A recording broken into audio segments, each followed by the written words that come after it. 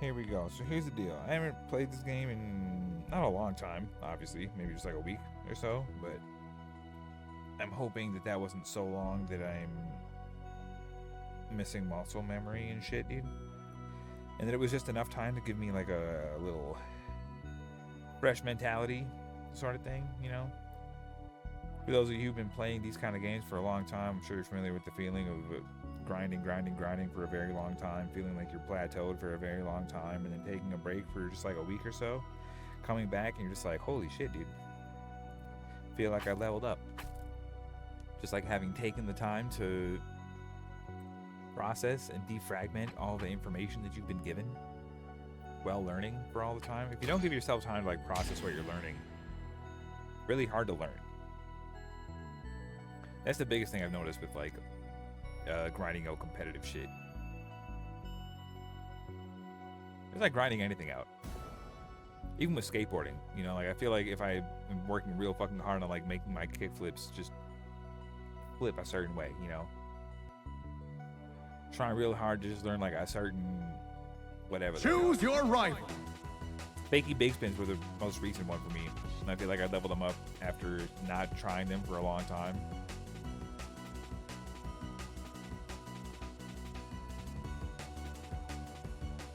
Worked on some other tricks. Came back to the fakey big spins, and I felt like they just like Brag. they were a little sloppier at first, but oh shit, I forgot to reset my triggers. They were a little sloppy at first, but I felt like once we came back to it and got them, the technique that we had developed for hitting them was much better, and they're just like much cleaner now. They float. They're so much prettier now. I swear to God. They're not as consistent as they used to be when I was just like kind of spinning them boys. Jules fail. Now that we're floating them, oh my God, the good ones feel so good. Ready? Go!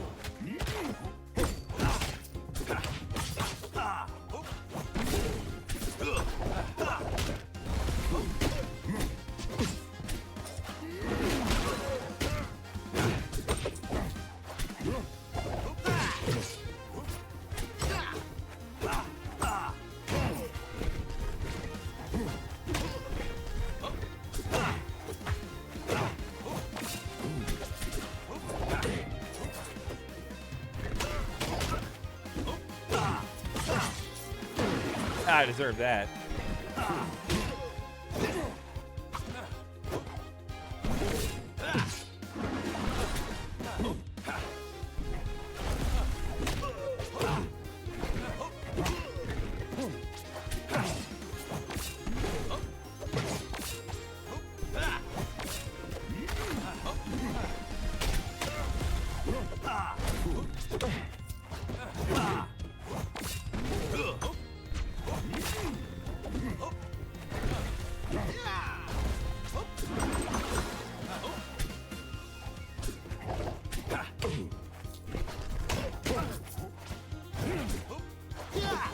Oh, I'm feeling the fact that I haven't played in a few days.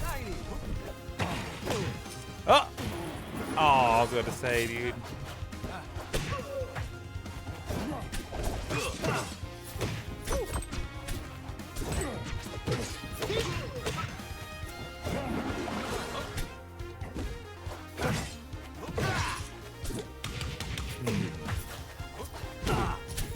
Oh, he died there. Come on.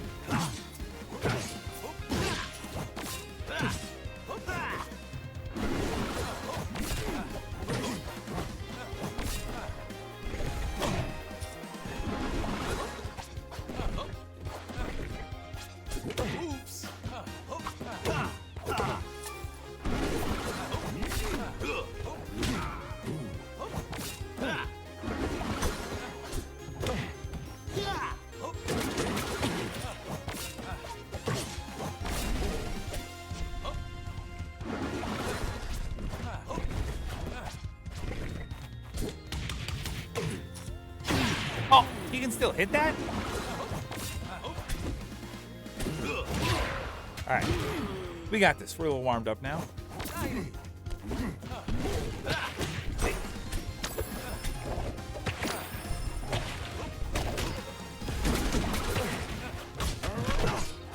I'm dead.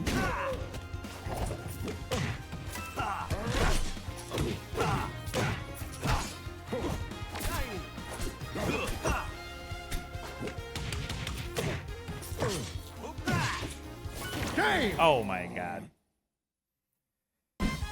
Damn, it's been a while. Huh? Pirate's life for me. Hold on. Choose your rifle.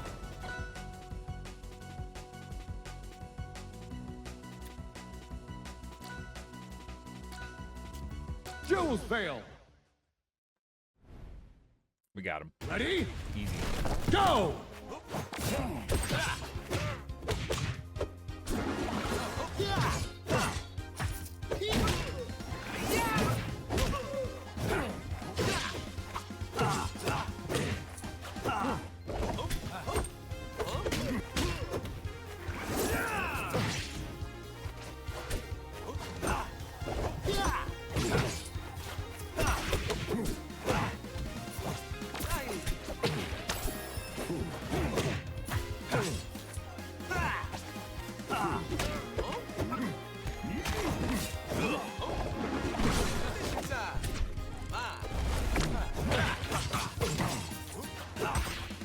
Oops.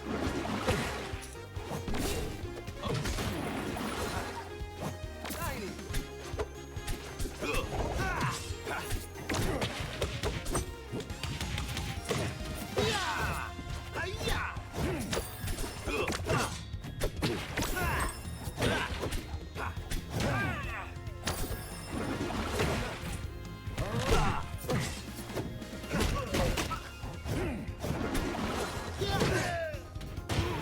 Ugh. Tiny. Oops. Yeah.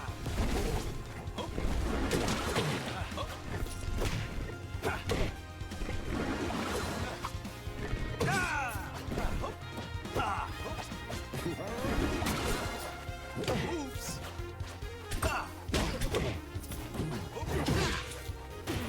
Fuck, dude. The one time a forward air would have actually worked.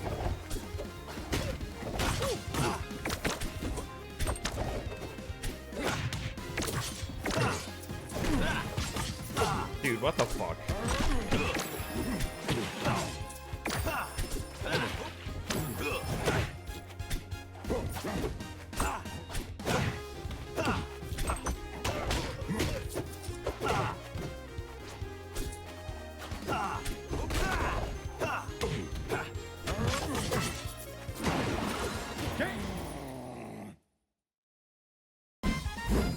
Another one walks the plank.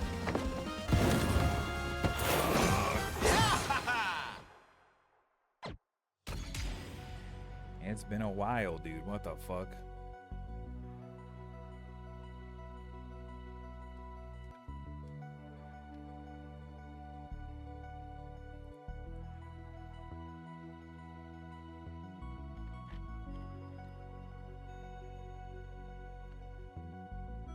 What was I doing wrong? I don't think I was wave dashing out of shield enough. I felt like my response to everything was probably just a fucking aerial, huh? And if I don't know what I was doing, then I don't fucking, you know, that's probably the first sign that I wasn't paying attention to what the fuck I was doing, dude.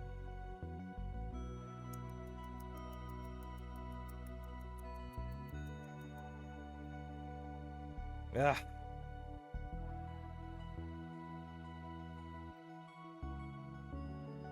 Choose your rifle. Choose your Michael. Brag.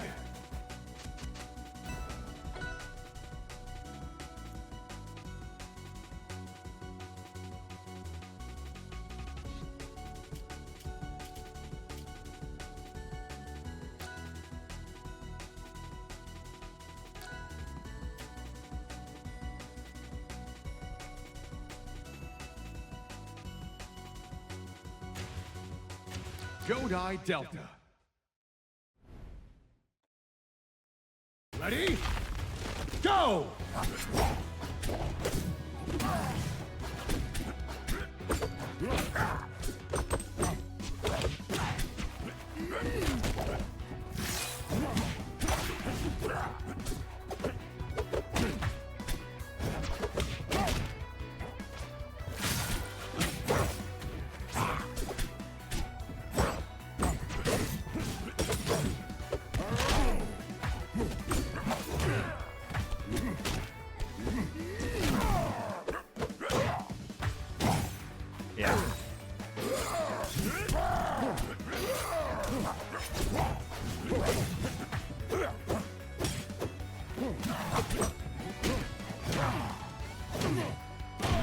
The old double forward air. Ooh.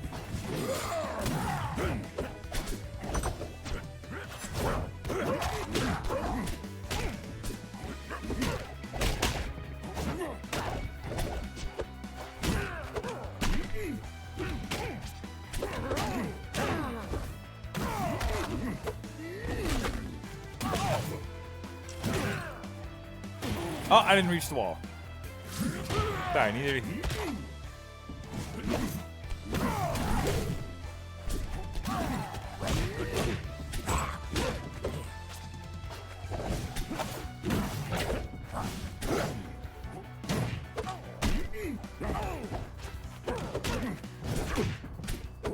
Yeah.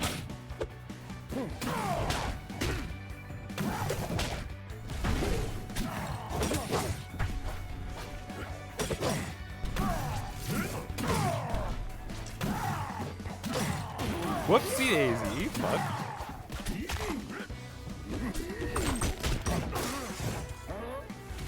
Oh, that was pretty neat.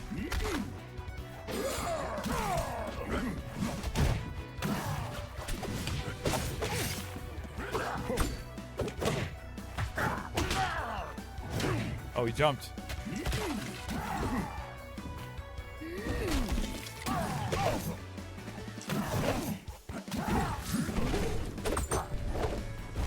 Hey! How'd he grab there? What was he doing? What do you think was gonna happen?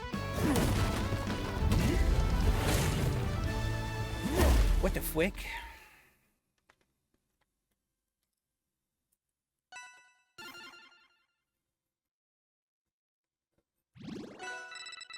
Choose your rival. Man's name is Gooey Partier, kind of pog. Love that for them. Jodi Delta. They are gooey and they party. Ready? Someday. Go!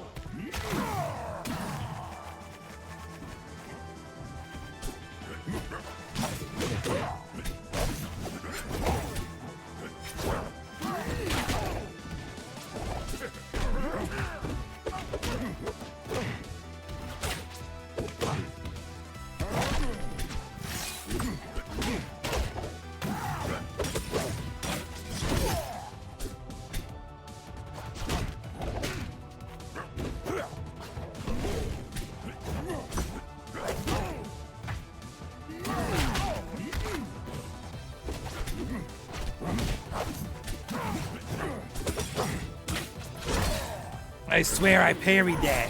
The down air, dude.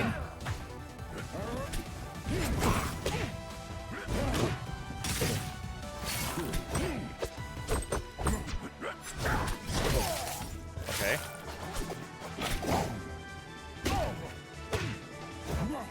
I didn't dash.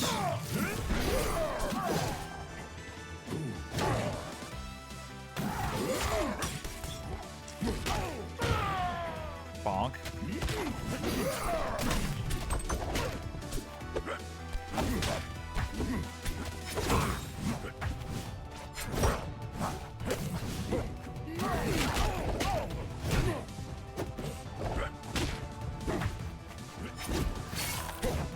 Ah!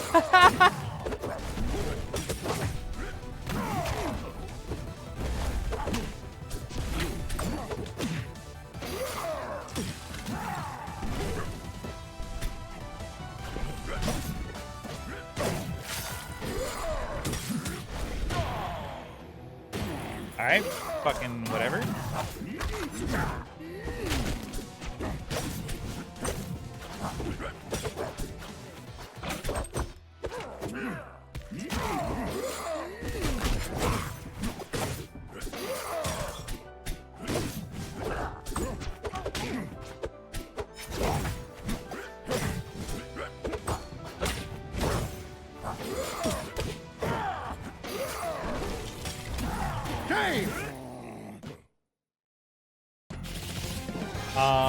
I disagree with like all of the situations where I didn't win there. More. So, you know, fucking refs will review that shit. Choose your rival. We didn't actually lose that one. Jules fail. Dude, I hate that when they side B at like the right time. I just don't Ready? get a chance. Go!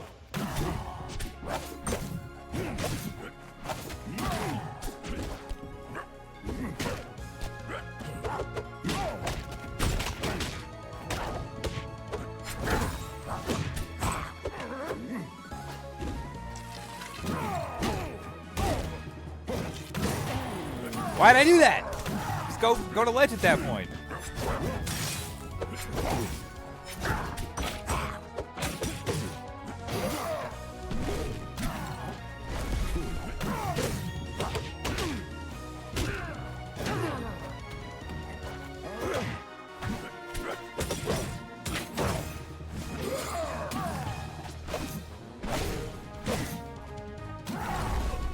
No fucking way, dude. We're not gonna lose this set. I disagree.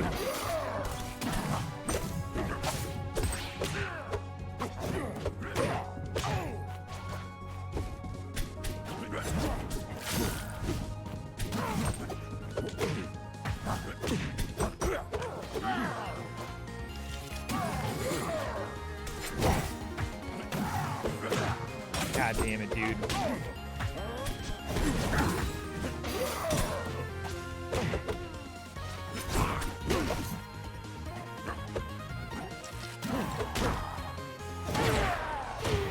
All right, 2 combos.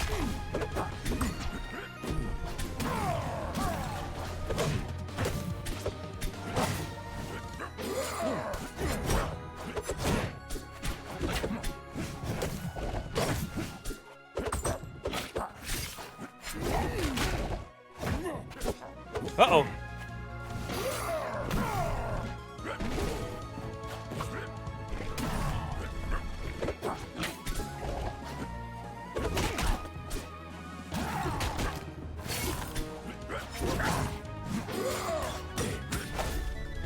No fucking way, dude. What is going on? When I'm not playing for a week, I just get hit with all the shittiest situations ever. How did I let that happen? What am I doing?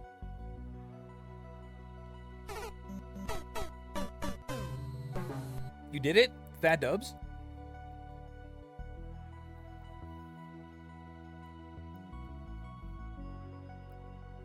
Yeah, that barricade run was looking pretty fat. It was looking pretty fat, dude. Fuck. What am I doing losing to people, dude? It's crazy. I can't believe that almost actually happened. What the fuck? Choose your rival. Brag. Quick, dude. Oh, whoops. Okay. Jodi Delta. Ready? Go!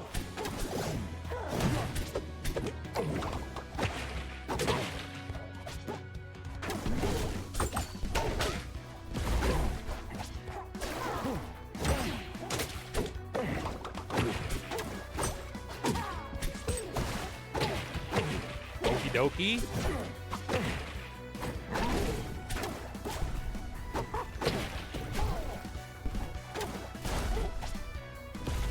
It's crazy that missing an edge guard means you can still just like fucking hit the edge guard.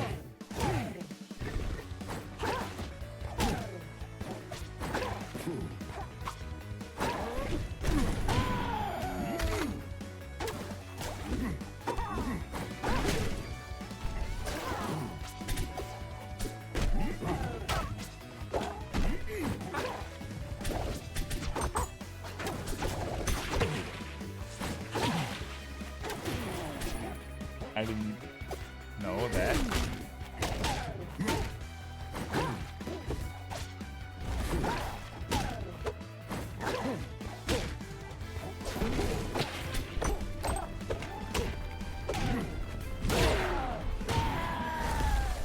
That was very satisfying.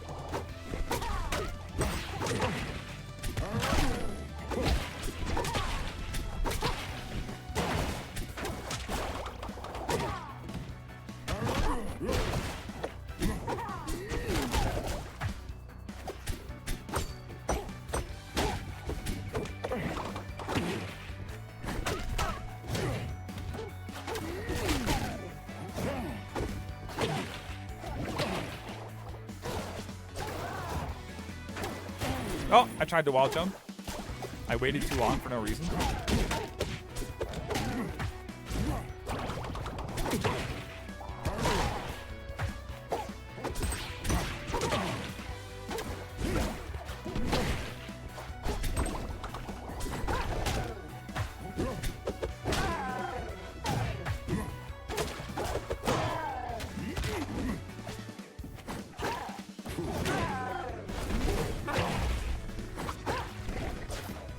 Game! Damn. Jazz, does that mean you won the game though? You did that shit? Did you win? That does? Choose Give me your all the right. details right now.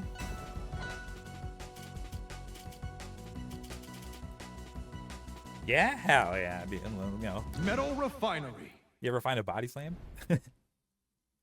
Ready? Go!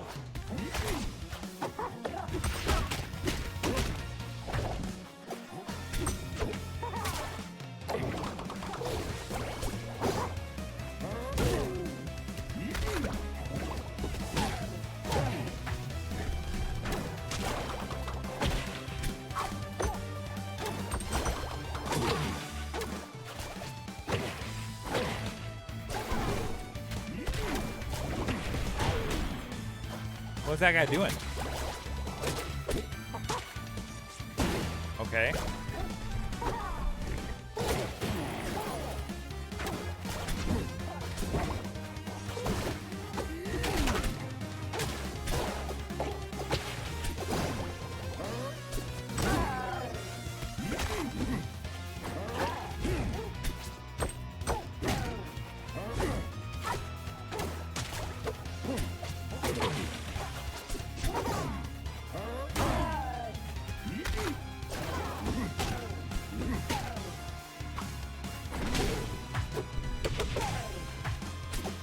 I wanted him to up tilt, dude.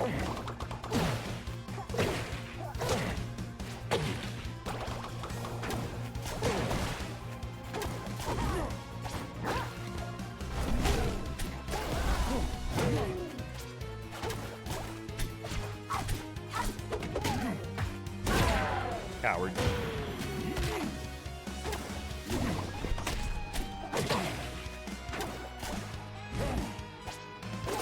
Game and set. Okay, got him. Had an event card that was like 11 times 3 sailing with my strength. Oh, the bug card? Or no, the mad science. Bottom deck, dominate and barricade in both fights, but still won. Found an intimidating helmet and an impervious. Nice, nice, nice, nice. Hell yeah.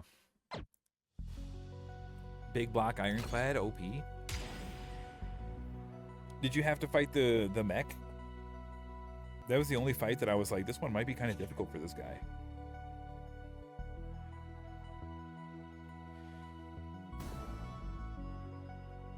Just because of all of the elite, the mech. All of the took 1/3 act elite. Yeah, dude. I think mech might have been like the only fight that was a little scary. Choose your rival. I left when we were Brag. fighting triangle, yeah. Clobbered that boy. Hell yeah, dude. Love that for you. Clubobadied.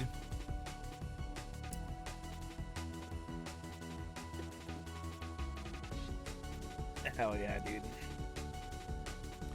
Yeah, it's funny 'cause since I'm playing against the storm in a little bit, I was just thinking about like the various analogs that exist between Against the Storm and Slay the Spire. And it's like every time you get a building reward, it's kind of like a card reward.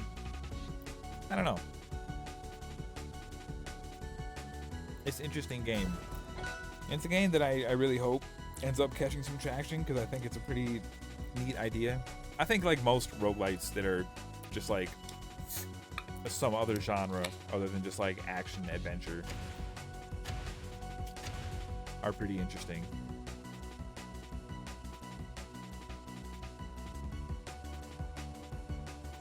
I like games where you can go in and do a run, and then I like meta progression, and that just has, Aetherian Forest. bam, right there. Ready? Go!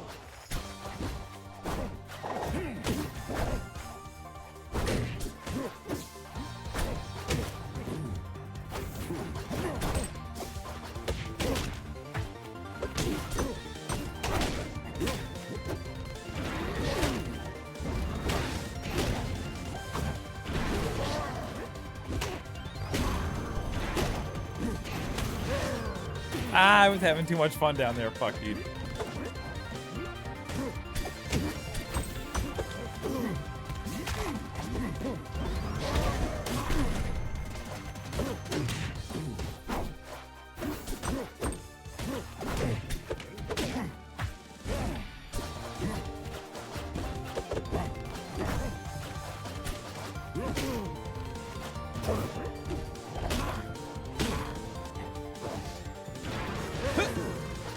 I think he meant it down B there.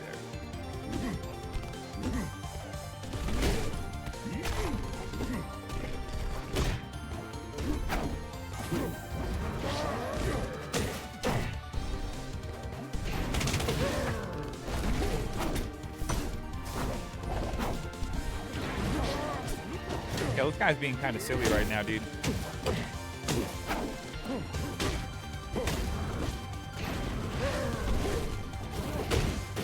I just wanted to match his energy, and he killed me for it, dude. What a dick.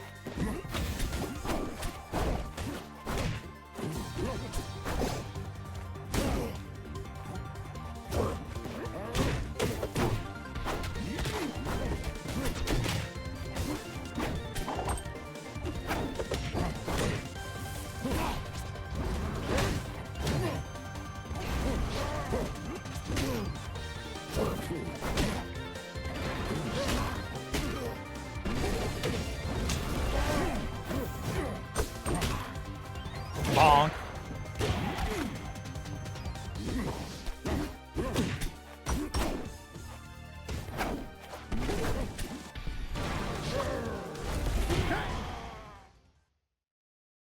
Okay.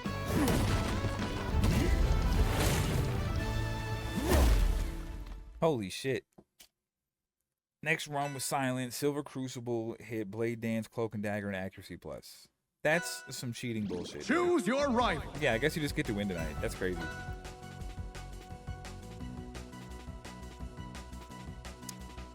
Please share your seed. No pause.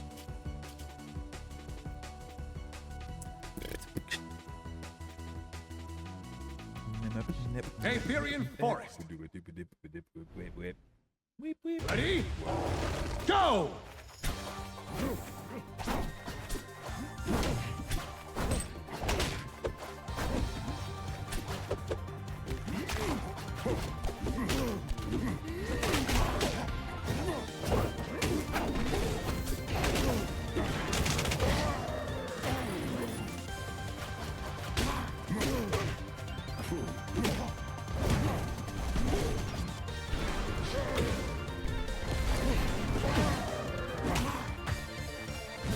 No, I really wanted a forward smash, dude. I was hoping I could hit it down on the platform there. There we go, that works.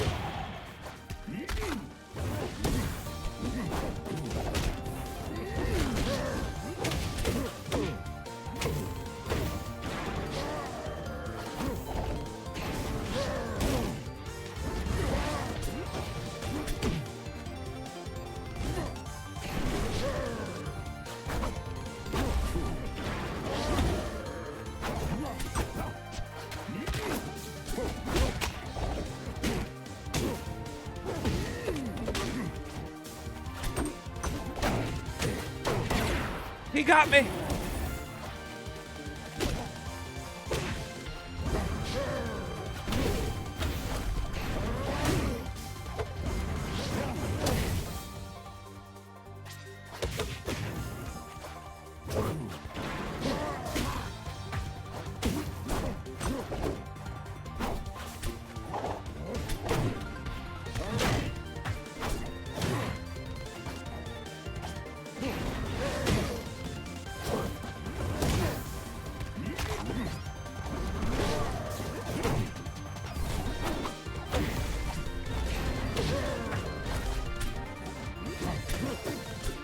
Yeet!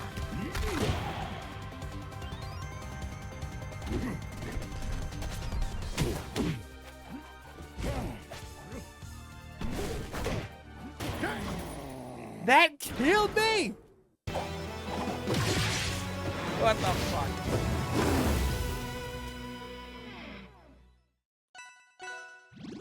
Choose your rifle.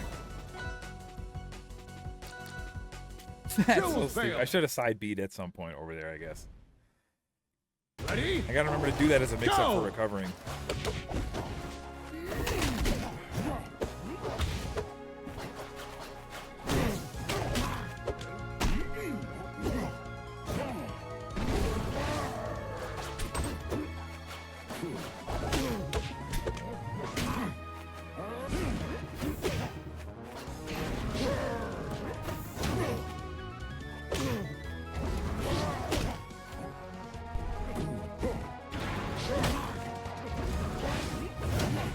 Bonk. Why'd he down be there?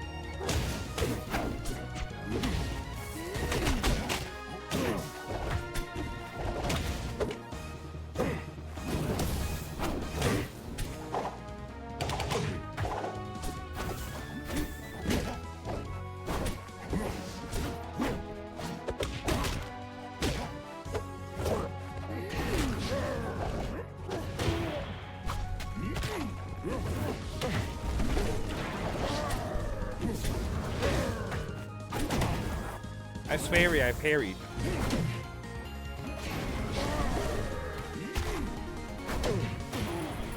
I maybe should have threw that rock.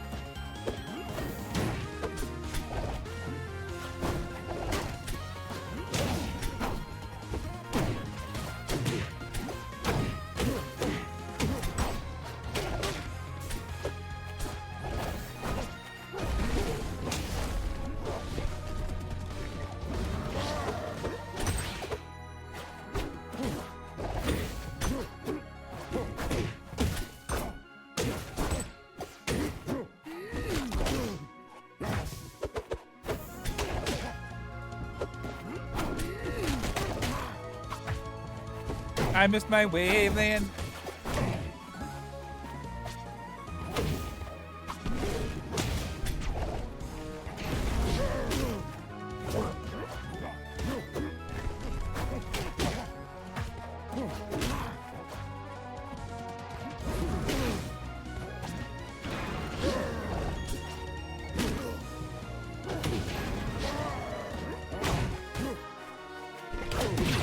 I was in my circle already, dude.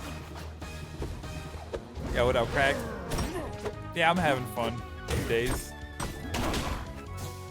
Yeet! Yeet! One more yeet for good measure here. Hold on, hold on.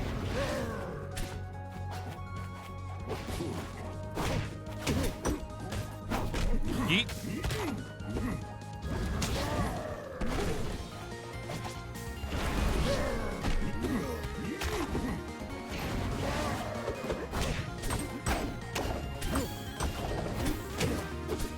My yeet though. I'm gonna die because I was having too much fun yeeting, dude.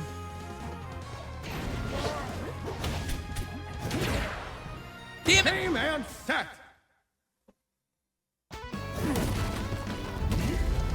I mean, good game, I guess. I didn't get to do a funny yeet though. Hit some nasty clips in the past 2 days. Got a new unhinged name. Oh my god, what is it? Fucking degens.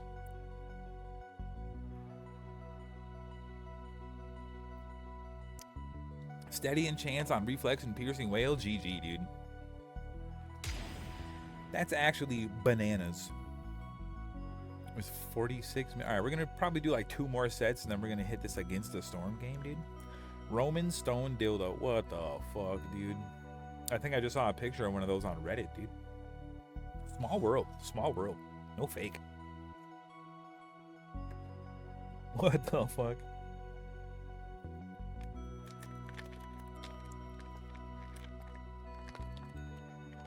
We could all aspire to be as mighty as the Roman stone dildo. Maybe someday.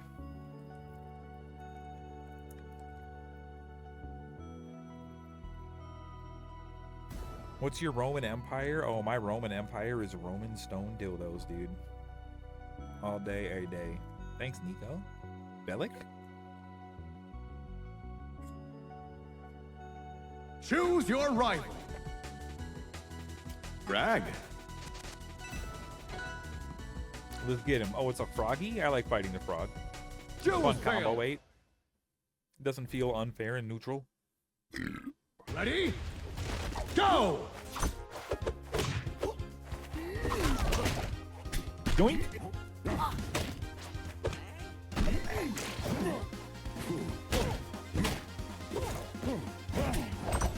No, I fell too fast there, dude. Quick.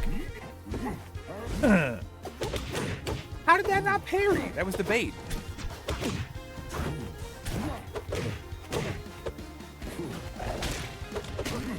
Roll in.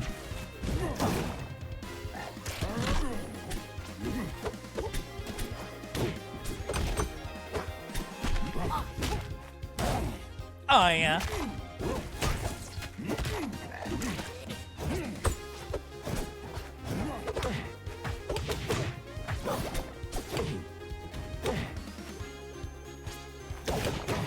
Nice reaction, buddy.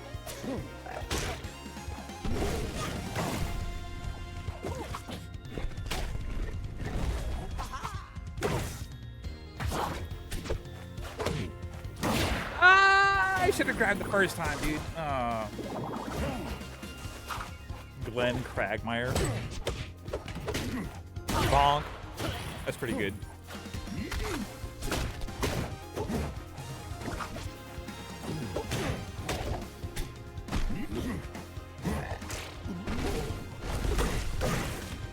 I baited myself, dude. Fuck.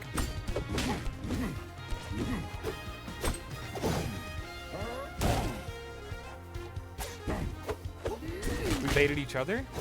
I could have grabbed there.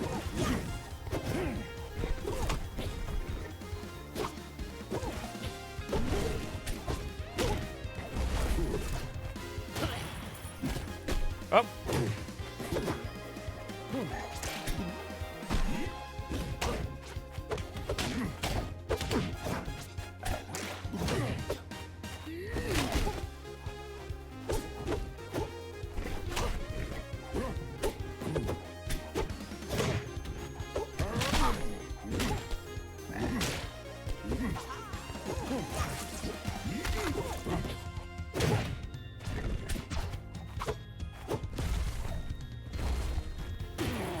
I make it a oopsie.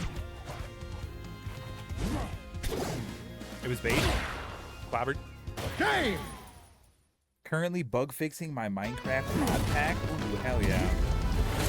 That's sick. I love that for you. I got hella homies that are into Minecraft. Personally, never played. Choose your rival. Many who have been in my chat have heard me mention it's a game I'm scared of because I'm sure if I ever got into it, I would just do fucking nothing but absolutely no life Minecraft forever and always.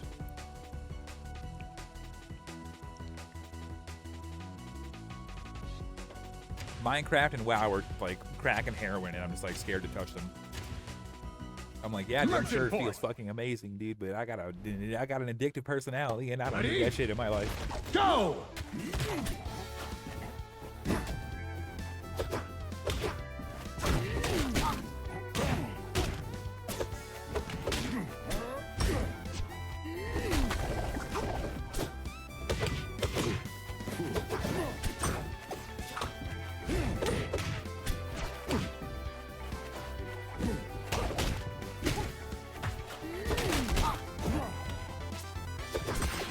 Why aren't they teching?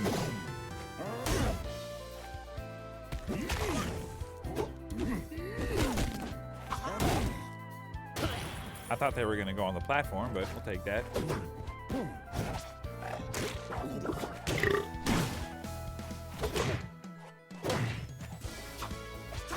No.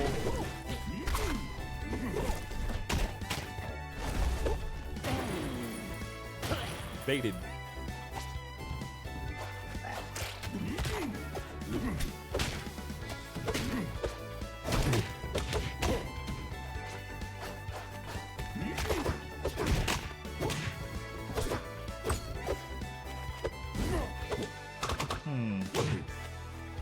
obvious back throw. Ah! I tried to parry, and I let go of shield fuck.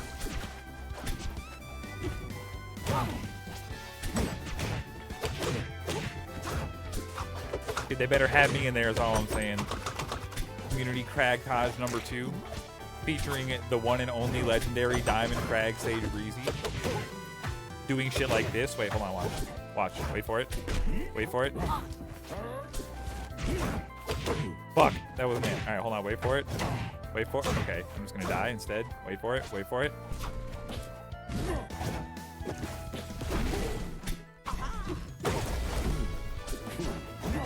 Wait for it. Wait for it. Wait for it. Game! Wait for it. We had to go to game 3, so I had like more of a chance to do cool shit, you know. You mentioned montage, and I'm like, yeah, let's fucking go, dude. Don't forget to check out the combo video, chat. Here we go. There we go. Don't forget to check that suck out. That's a banger. Fucking oops. Aetherian All right, we Force. got him. Easy. 100% easy peasy, baby fat dubs. Ready? Watch Go! this. I almost did it.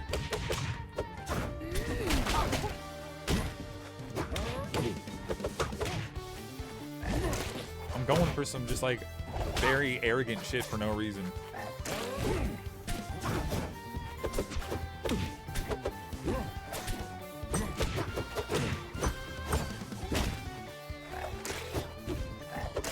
Oh! I don't want to be Ethan. Nope. Fucking back air forward there, dude. You saw that shit, dude? Fucking wild. Oh. It was bait. Wait for it.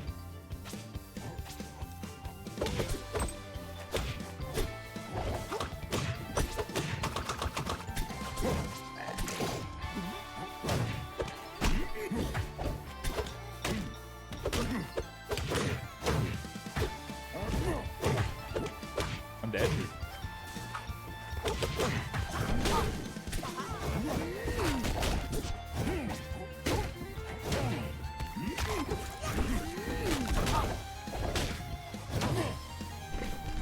What am I doing? What the fuck? I'm the best.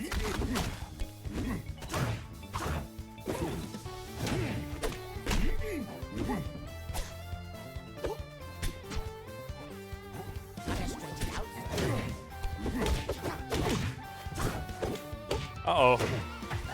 I'm getting embarrassed now. He did some stretches, dude. He's staying limber on me. What do I do? Yeah. Just throw out a couple of random ignorant moves, dude.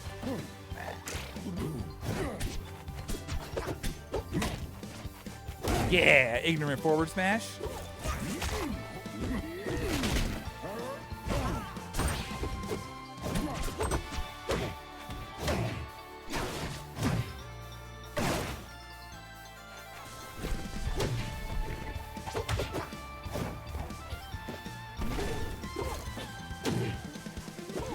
Am I dead? I don't want to be dead. Game and set! No, dude, I wanted something funny too bad. Fuck.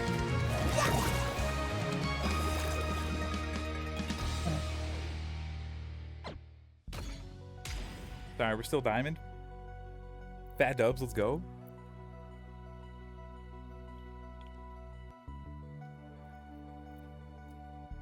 Hold on, we'll get something funny. We're getting something funny for the last set of the night. Maybe. Probably not. Maybe. For sure. 100%. Training mode. Training mode. Twilight Zone. Training. Twilight Zone. You know what I Ready? need to do more of Go! that I forget to do? It's hard though.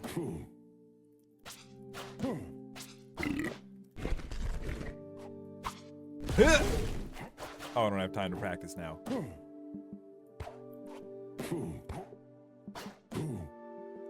Ah!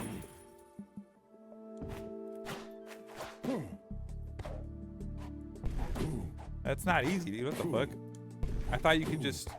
Oh, you can. Choose your rival. Gotta drift in a Brag. little bit. I'm trying to, like, get better at letting go of ledge with Z. So we can do that shit, like, right next to the fucking, Jules Vale. to the wall. Get a nice wall jump. Do some cool stuff there. Ready? Forget about it a lot, though. Go. Oh, God. Oh, I'm dead.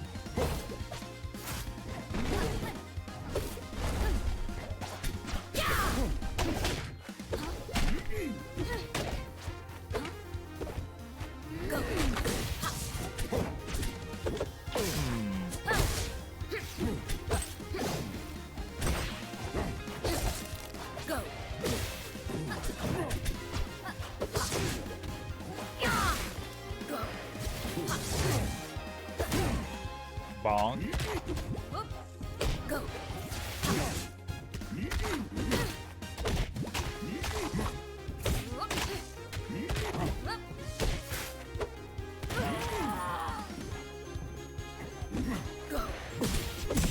I'm dead.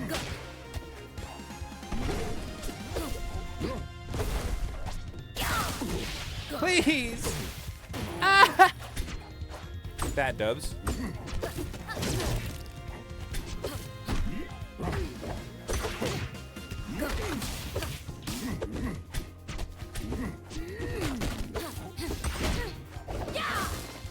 Oh, the roll?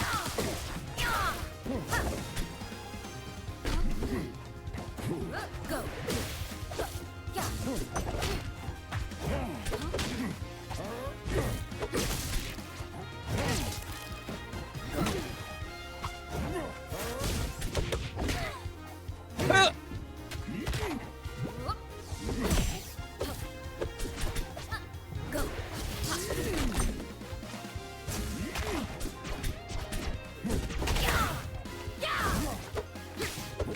Ah! Go. Go. Go.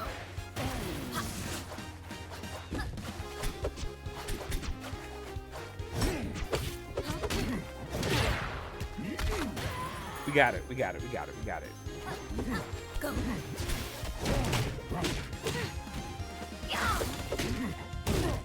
Ah!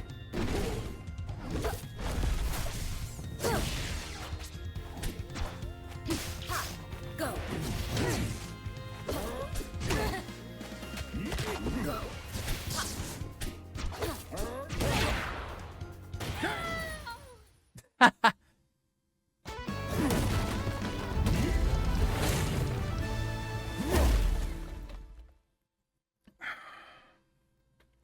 Do stupid shit from ledge all the time, like in vulnerable cargo.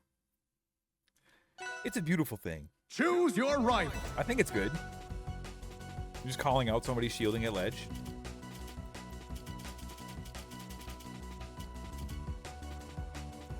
Toe Dojo. Obviously not like safe, but you know, Ready? mix up. Go. Go. Dude, it's really good after somebody hits your shield. Flat drop cargo. Because like they usually just drop and shield to fucking like, you know, Go. predict you dropping through to hit them. Go. Go.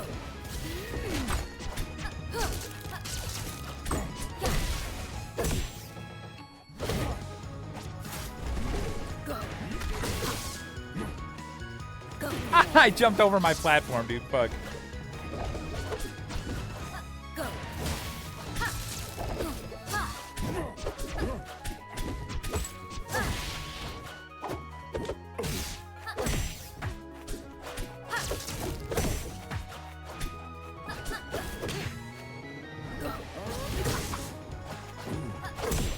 Go.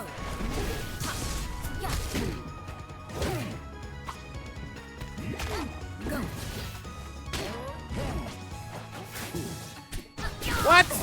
Go.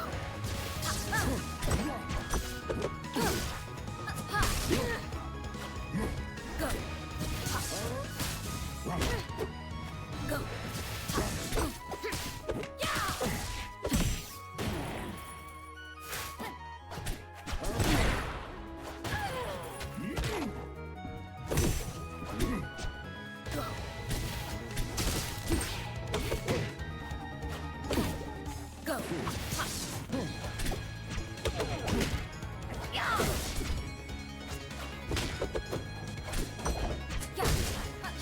Oh, that still catches that, right. Go.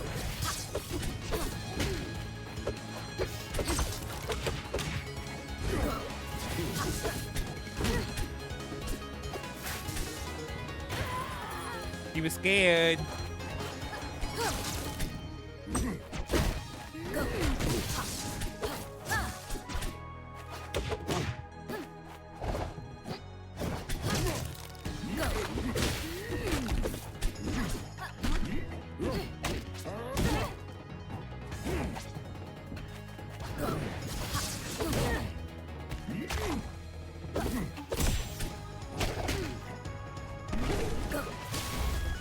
Go.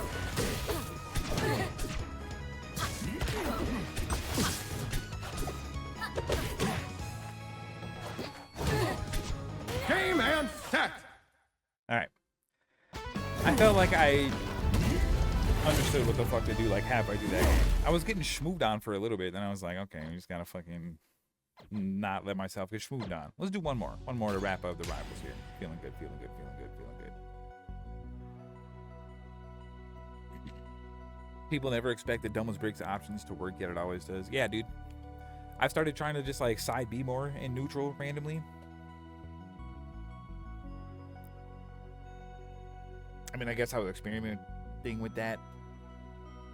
That was like the last thing I was trying to fuck with before I took the little break. But yeah, surprising amount of times, motherfuckers just like get hit by a side B for no reason.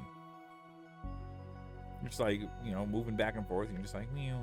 Yeah, just trying cargo because cargo. I was just talking to the homie Lalo about that too. I was like, yeah, I'm just trying to press B more often. Hit a move and be like, I wonder if I can cargo out of that. Or just like, we're in neutral, be like, I wonder if I jump at you in cargo, if that'll hit, dude. Fucking. Choose your rival. Let's see. Brag. And just trying to have fun more, you know, going for funny shit. It's okay to do that, dude.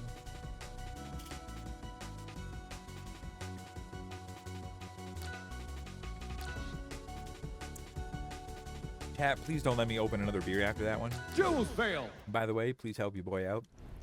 Making good decisions. Ready? Go!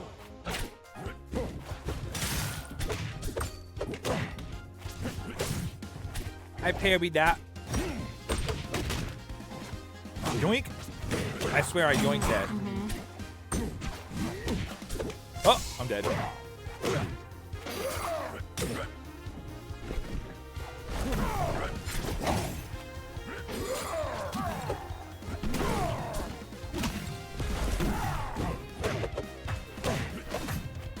Ah, I'm dead. Again.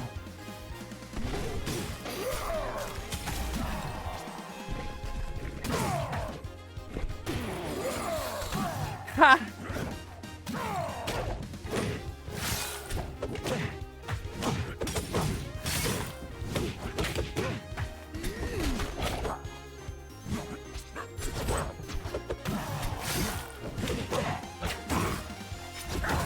Humana.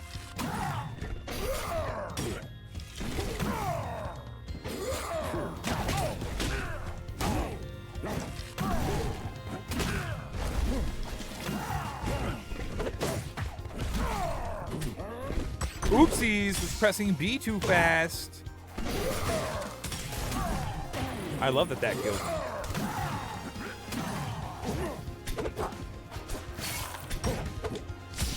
I pressed B, you slut! Yeet!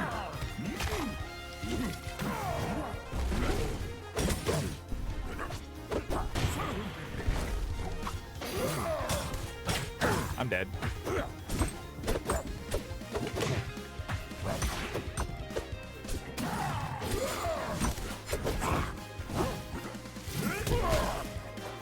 Sure, why not? I wasn't on the ice, but we'll go ahead and say that hits me anyway. A little funnier, right?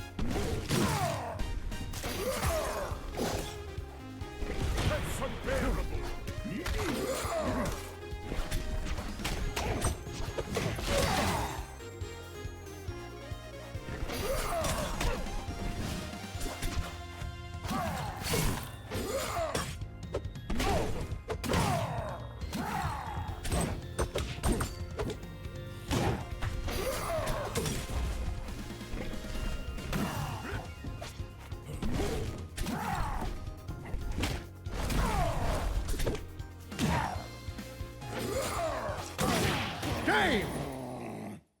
I should have just ate the icicles there. A side beat or something.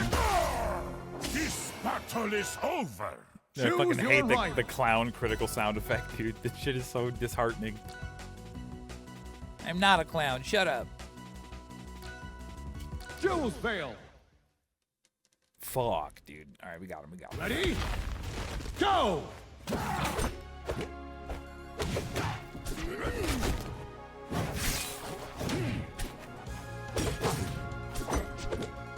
right.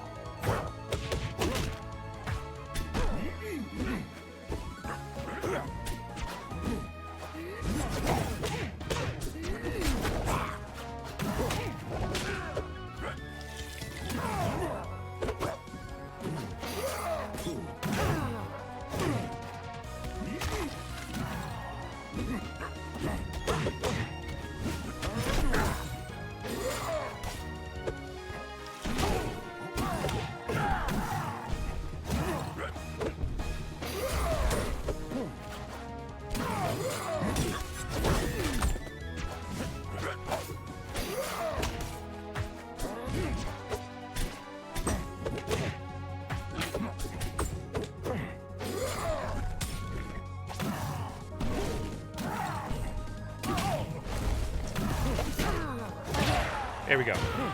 Be patient. It'll come to us.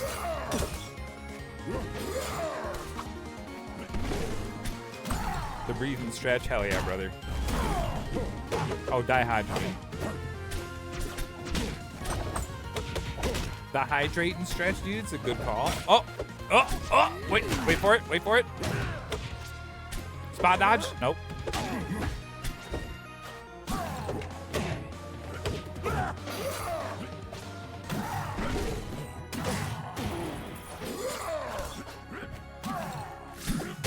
I missed.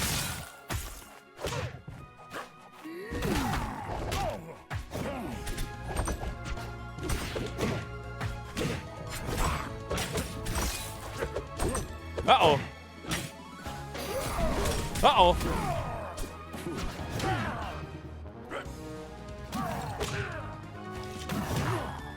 Boink.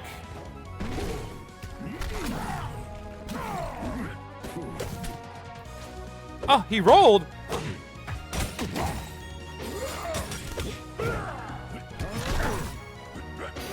Huh.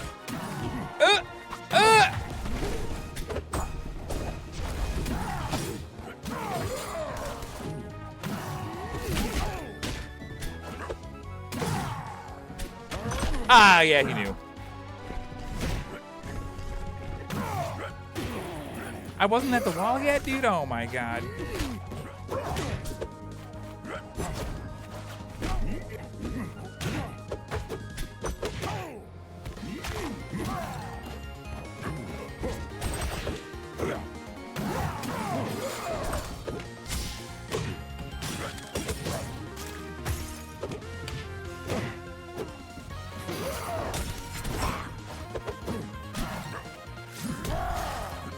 Jumped!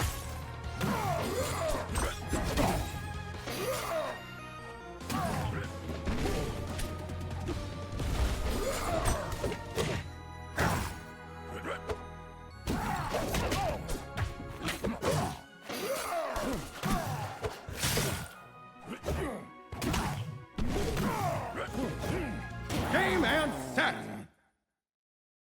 Okay, we can't end on that, dude. What the fuck was that? Leave before you lose more. No, I mean, I missed a wall jump.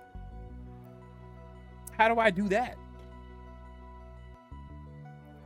The only thing I ever get tilted about is missing inputs, I swear to God. You ever see Breezy getting frustrated is because what happened is what's not what Breezy tried to input.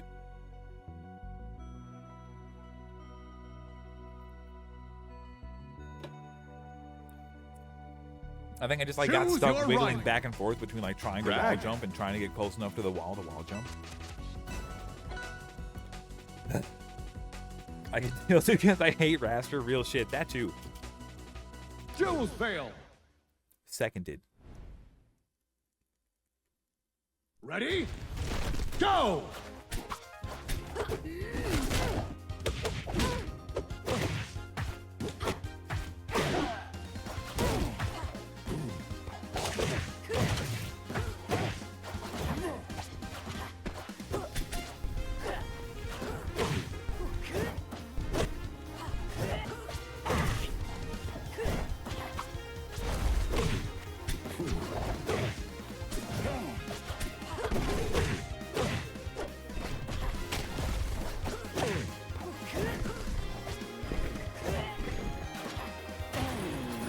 Ah.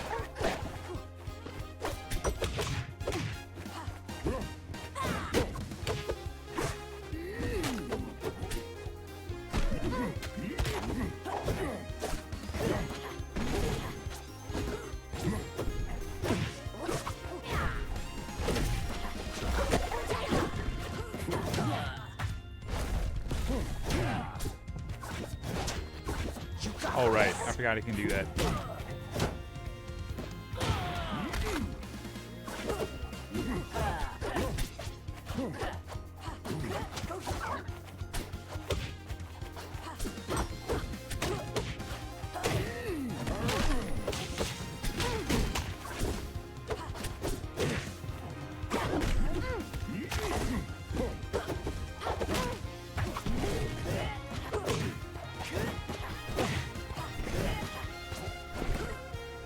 I didn't even want to be down there in the first place, dude. Fuck.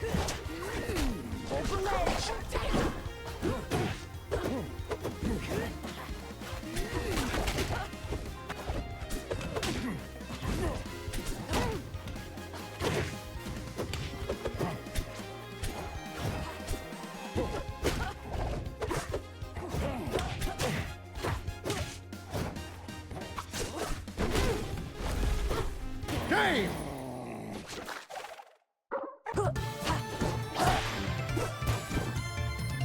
I'm still here. Choose your right. That was definitely an old Crag up B timing. Jules Vale. Fuck. Ready? You Go! tell him, Enzo.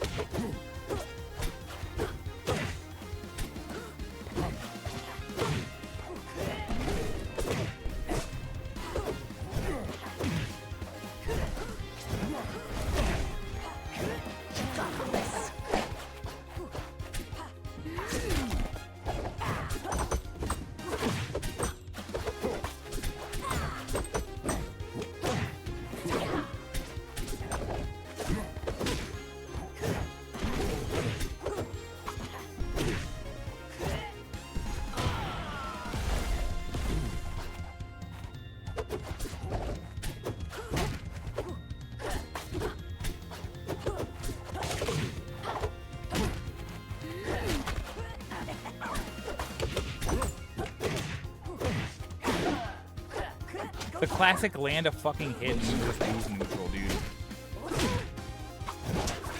It'll never stop feeling so fun.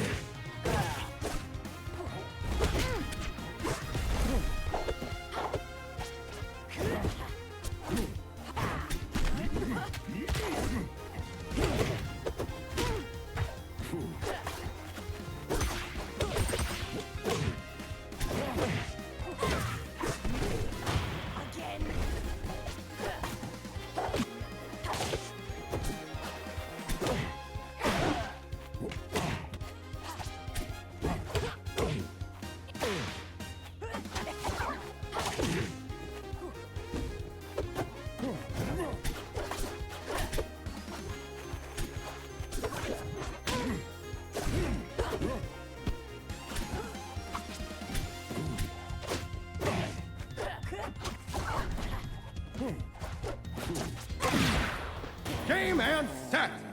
I tried to ledge dash parry and I just fucking stood up instead. That's a wrap. Haven't had a lot of problems with the pillarless and SBC. I have, dude. That's been my biggest problem, adjusting. I still fuck up like when I should side B cancel and up B.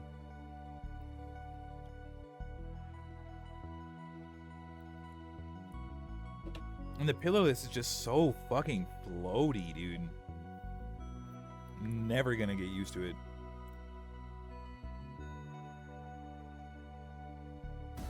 Never.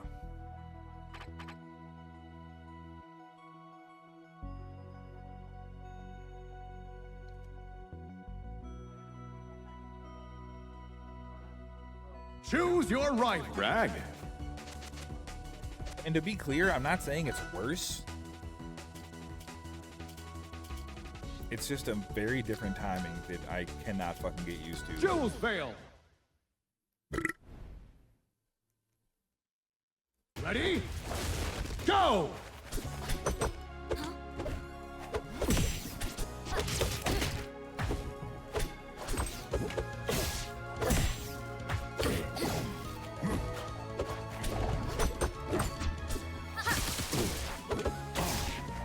Parry that on land.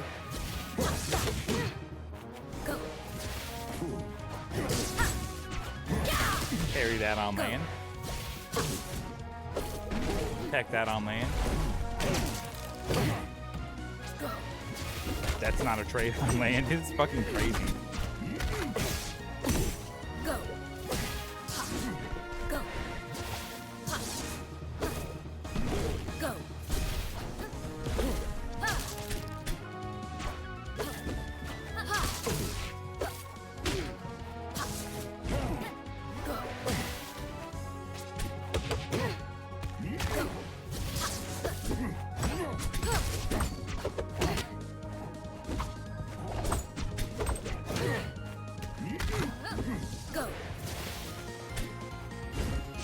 Oh my god, why didn't I just slide?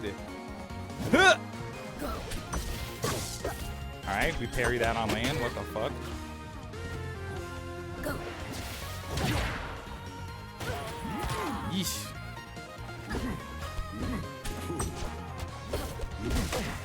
Go.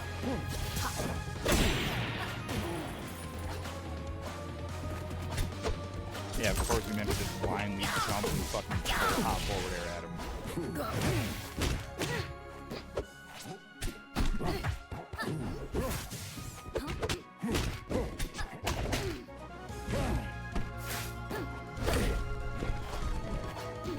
There's no way.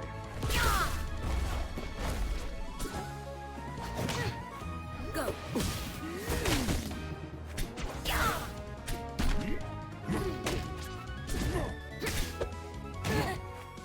Huh! Go.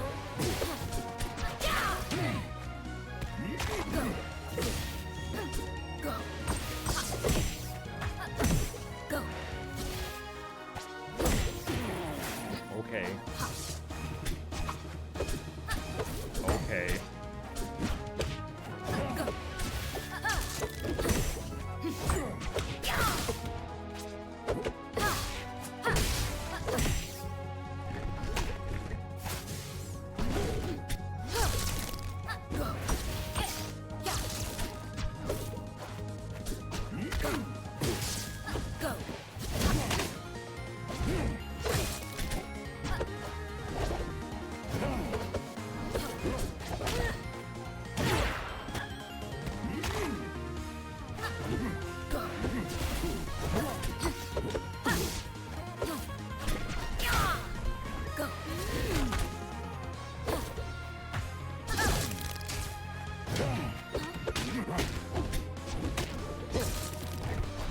Dude, what?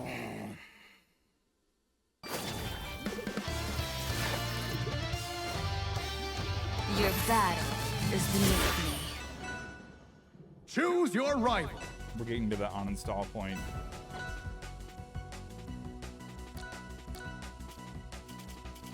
Jewels fail. Ready? Go!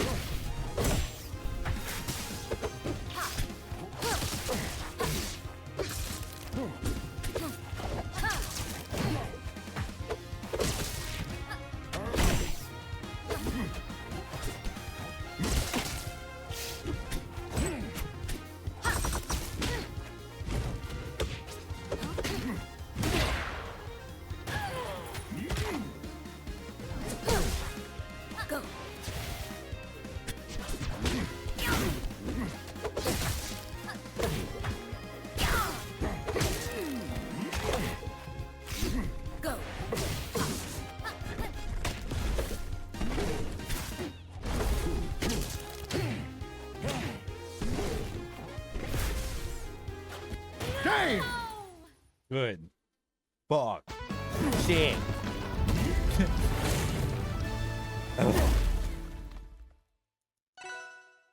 Choose your rival.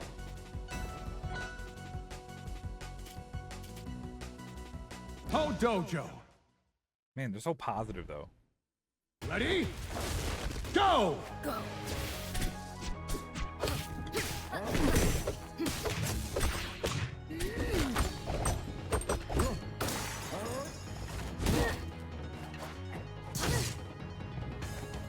Go.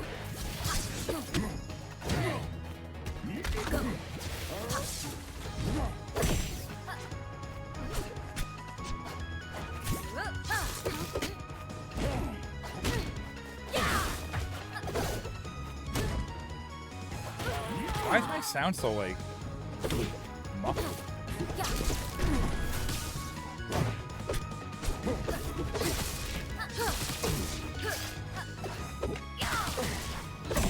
Go.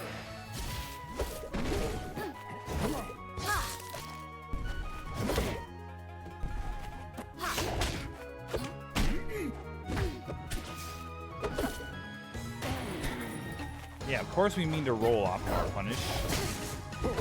We get so much off of our punishes when we roll, right? Of course.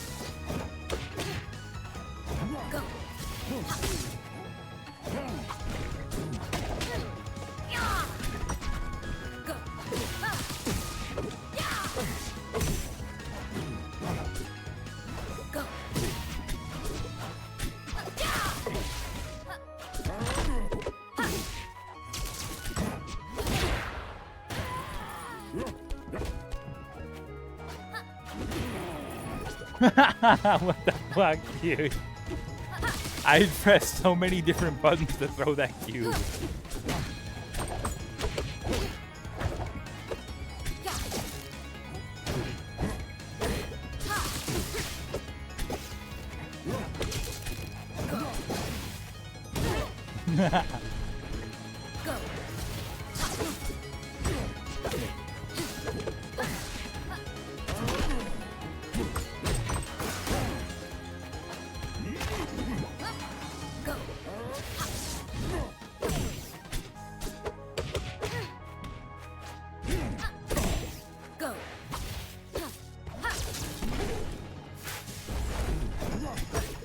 Yeet! Alright, watch this.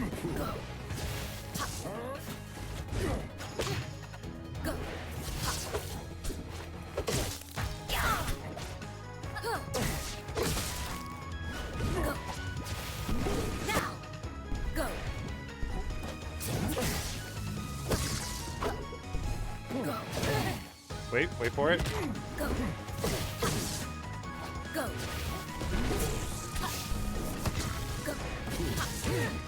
Oh. Game and set. Wait for it.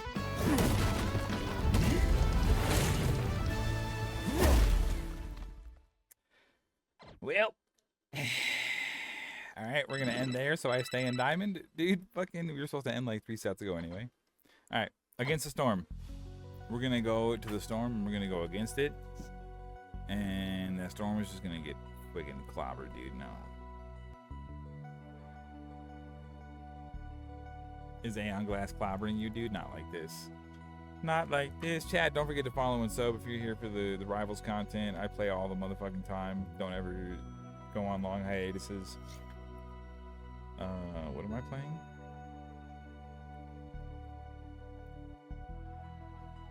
Against the Storm. Hallo, Lalo.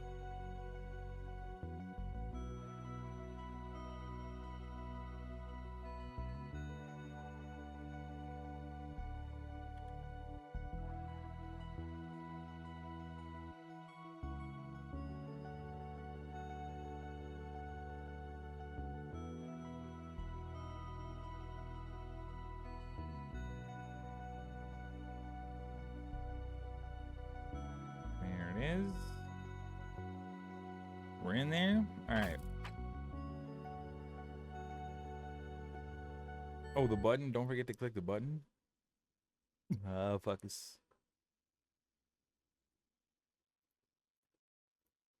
My big ass bar of video games, dude. Oh my god, holy shit.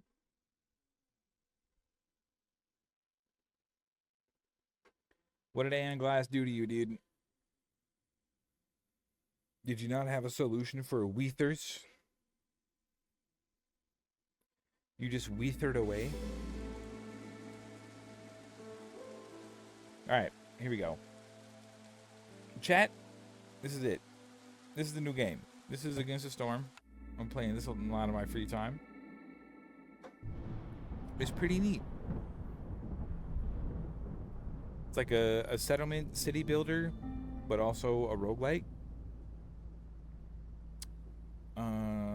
So you start out at the center here. This is your little city. You can go in here and you can buy upgrades. The deeds are your achievements. When you get like certain achievements, you can just like get more experience to level up your shit. As you level up your shit, you get just various experience points, I guess, just food stockpiles, machinery, artifacts, and you use these to upgrade your ability to build settlements. So like this very first one right here, permanent -2% to the speed at which the queen impatience grows. And what that means, the queen's impatience is what you're kind of racing against in each settlement being built. You have to fulfill the conditions. You have to get a certain amount of, what do they call it in this game? Recognition. You gotta fill your good bar of like cool points before the queen's impatience grows all the way up. Once Hodan comes out, I'm gonna have a field day. Hell yeah, dude. He seems like he's gonna be neat. So as you upgrade all this stuff, it just makes your ability to build your settlements, aka just like do better in your runs. And yeah, you know, like the art upgrades here too as well. It looks prettier and prettier as you upgrade all this, so that's always a fun thing to have. You have a little house that I don't care at all about that character that was there right there, but that was a character, dude. I don't know. Oh my god.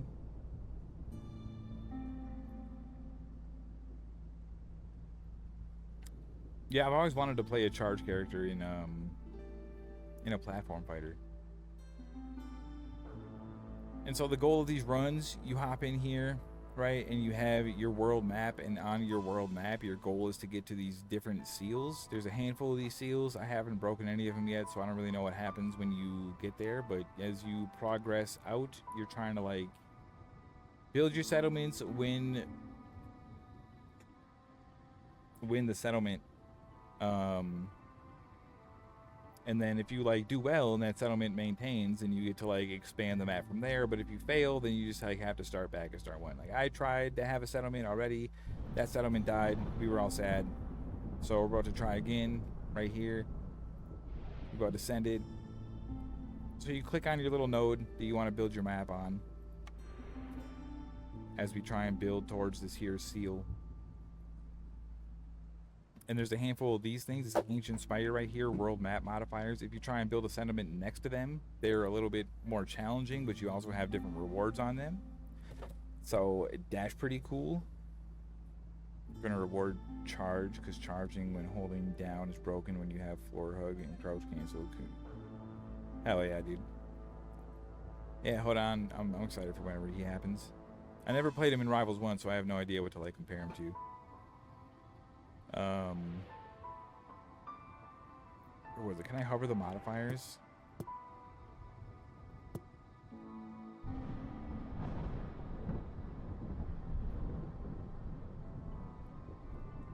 Well, just looking at the rewards, you know, you see that as you go in here and like you're hovering ones that aren't next to that modifier, the rewards are all the same. But then you hover the nodes that are next to the modifier, you get more rewards. So that's how those cool nodes look. It's pretty neat. We like it. Hodan Rivals 1 main? Oh, sick. Hell yeah, dude. That's neat. Love that for you. So as you start each settlement, you have a handful of different races of NPCs that'll fill your population. And when you first click on a settlement, you select like one of a handful of packages to look at what you're trying to build towards. And so I like having beavers. Beavers are really good at cutting wood, and you need wood for basically everything. So this first option right here, this is like the first like card reward almost, where you get to like decide how your run is going to play out. So you select fucking either of these packs. Like this is just 8 lizards, which is kind of nice. So you only have to focus on like a main thing to start out with. And then you get a handful of basic resources as well with each pack. So like it's 8 lizards, they come with the fucking base goods of all them things. We're not going to go into every single resource and what they do right now. We'll get into that later. Plus a handful of other things. So your base resources are your base resources. I think that's the same no matter which pack you take. And then each citizen pack, I guess, comes with various things. Like 20 meat. These are just like different, what do you call it? Resources? Yeah, just resources. Easy. Oh, hell yeah, Crack. Get in the breeze cord. Hell yeah, get in there, brother. So you have your different resources, and then these are all just like different things you use to fuel different things. Again, we'll get into all that later. So I'm just going to keep it simple. We're going to go with lizards here because they have tools. Tools are really nice because tools are a fairly important resource. They help you gather abandoned caches, which again is something that will come up later. We'll talk about that shit later. So I'm just going to grab this pack right here. And again, just having one population type is pretty helpful when it comes to trying to manage goods and needs. So we're going to select our lizards, and then embarkation bonuses. These are just things that you get to add to your immediate stockpile of resources when you start the run. So you can get a handful of extra villagers, you can get some vegetables, some meat, you know, whatever it is. As you progress, this is one of the like rogue-lite elements. As you progress, you unlock more of these things that you can take, and you see these little numbers up in the corner. 1 1 2 2 1 2. That's how much it costs to take this embarkation bonus. Right now we haven't chosen anything. We have 4 points of embarkation bonuses to take. I always like having extra villagers to work with just managing all of our production right away. So we're going to click on that. That's 2 embarkation points. We got 2 more. So we're going to take wood, because you just need wood for everything right away. And we're also going to take some, I think, eggs, because eggs means that if you find an abandoned settlement, you can adopt more villagers for free.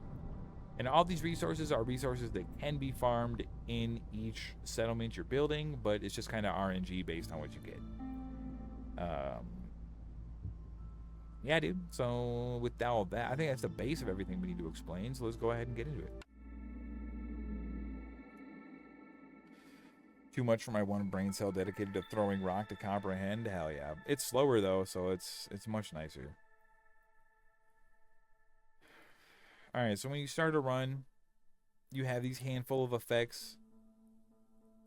So these positives, there's 3 cycles to each like building of a settlement. There's a constant storm that's just ever going in this world. That's why this game is called Against the Storm. You're trying to build these settlements against the storm. You start out in the drizzle season, which is very light, and that's this first section here. You usually get a couple of little bonuses. So during the drizzle season, active only in season drizzle, gain 1 free cornerstone reroll each time you acquire a reputation point during drizzle season. That's like some more jargon we'll get into. Basically, just like gain 1 free buff reroll each time you acquire cool points during drizzle season, right? So just, you know, every time you get a chance to look at something, you get, it's basically re-rolling a card reward for like a specific card thing. Wild growth, what is this? Small energizing drops cause uncontrollable growth in certain species. All gathering nodes discovered during drizzle season have more charges. That's pretty nice. So this means that as we're expanding and exploring the map, we want to make sure that we can time exploring certain sections of the map with the drizzle season. So you have drizzle season, and then you have the next season, which is clearance. Nothing really special happens there. It's just not drizzle and it's not storm. So you have drizzle, you have clearance, and you have storm seasons. In the storm season is when negative things tend to happen to you. And as you progress farther in your timeline, it goes by years. So you have 1 year consisting of a drizzle season, a clearance season, and a storm season. And during the storm season, for each year, things progressively get worse and worse. In the first storm and every storm afterwards, it's just a -4 to global resolve. Resolve is just kind of how you earn cool points through your population by satisfying their needs. Something we'll get into later. Resolve is cool points. This is something that makes it harder to earn cool points, basically. So active from hostility 1. This means that as soon as we get one of these bars filled, worse things starts happening. And this means, what is this? Oh, if my villagers don't have housing, they have a -5 to their cool points, more or less. What's this one? Melancholy. Villagers with this effect have a -2 penalty to their resolve. Again, harder to earn cool points, and you can counteract some of these negative effects by satisfying needs. Like this, we just have to make sure all of our dudes are housed. Melancholy, we need to make sure that our dudes are housed and have access to complex foods, so we're going to look for one of those pretty quickly. And then once we hit hostility 4, during the storm, receive -2 global resolve for every dangerous and forbidden glade discovered since the beginning of the settlement. And that's a good segue into talking about what the dangerous and forbidden glades are, as well as just regular glades. So you start a run, you look at that, that's what all your negative and positive modifiers are. You have 2 things here. Your hearth. Your hearth is the thing that just supplies fuel that combats the storm to keep your settlement safe. This is just home base. Your warehouse is where you store all of your stuff. Your NPCs, all of your NPCs are real. Your population, you have 11 people, 10 builders, 11 people unhoused.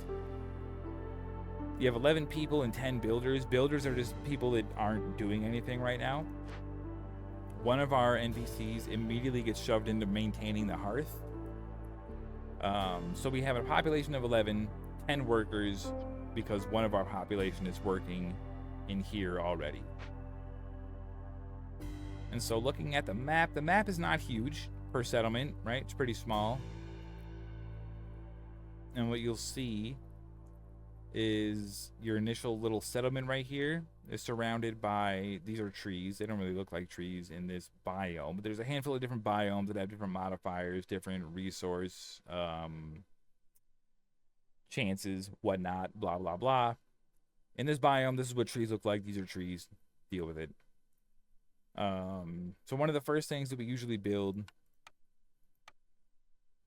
we have paths. I like to build a path just directly around, oops, not there. I like to build a path, oh wait, no, yeah, here. Directly around my hearth, so that anybody who is going to the hearth, your NPCs in the process of producing, they will return to the hearth so they can take a rest and regen stamina, whatever it is that they want to call in this game. You know, your NPCs go through cycles of producing and then resting to regain strength, and when they rest, they eat some of your food stockpiles, which you can see here. These are our foods we have on hand right now. So they'll go to a node, they'll work, they'll produce some stuff for you, they'll go to the hearth, they'll rest, they'll eat some of your food, then they'll go back to work. That's their cycle. So step one, building a path around our hearths so that they move faster. There's a little speed bonus for each path. Building a path around your hearth and then building a path around my warehouse is usually the first thing I do. Next thing we're gonna do, build our woodcutter camp. And this is exactly what it sounds like. This is our homie who is gonna just farm wood for us. You see this little arrow right there at the front. You can rotate which way your shit is facing, and that does have an effect on the speed at which your guys can produce. If your opening is facing a solid wall, it's a little harder for them to access that. It takes them a little slower. When they're moving along paths, they have a speed boost. When they're moving like in and through obstacles, they have a speed debuff. They move a little slower. So you want to think a little bit about where you're going to put your camps and whatnot. So woodcutter camp we're going to put right there because we want them to start chopping down wood. There's a couple buttons here where you can delegate which wood specifically in this range you want them to cut. I want them to cut this chunk of wood here first, cut down those trees, and each tree is a real tree. Each tree consists and takes up a 1x1 space. See that shit? And so putting my woodcutters here, I want them to cut down these handful of trees first, because after they cut down these trees, we unveil this. This is a glade. And like we were saying before, there are forbidden and there are dangerous glades. These glades that don't have any symbol over them, these are just regular glades. There's nothing dangerous in there. You go in there and you can unlock more resources. Going into glades with this symbol, this little monster guy with the horns. This is a dangerous glade. There's going to be an event that you will need some resources to, like, a lot to making sure that event doesn't progress to being dangerous to your village or your settlement. And those events range anywhere from just like being an explosion that happens right here over time that will eventually destroy resource nodes around it, to just outright killing your villagers. So you want to try and save the dangerous glades and forbidden glades. Forbidden glades are these ones that are a little bit scarier looking monsters, like werewolf looking shit. Dangerous and forbidden glades, you kind of want to save those for when you have a decent stockpile of resources. Almost specifically things like tools, copper bars, lots of food, just like more processed resources. So those you want to save for a little later. And time isn't moving right now. This is also a neat thing. Time you can change between just like not moving, or you can have it play at regular speed. You can have it play at 1.5 times, 2 times, and 3 times speed. I like to pause and make my decisions here while I'm doing everything, and then just play at regular speed and just kind of hang out and play pretty casually. That's my favorite thing about this game so far, is how just chill you can play it compared to how intense most of the games I fucking play are.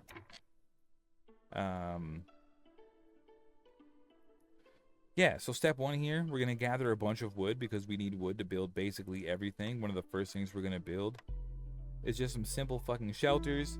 Sometimes I like to try and be aesthetic and make sure like the door, you see each building actually has a fucking door. Shelters don't matter. The NPCs never actually like move to or interact with their shelters, but you need to build these shelters so they have somewhere that they're housed.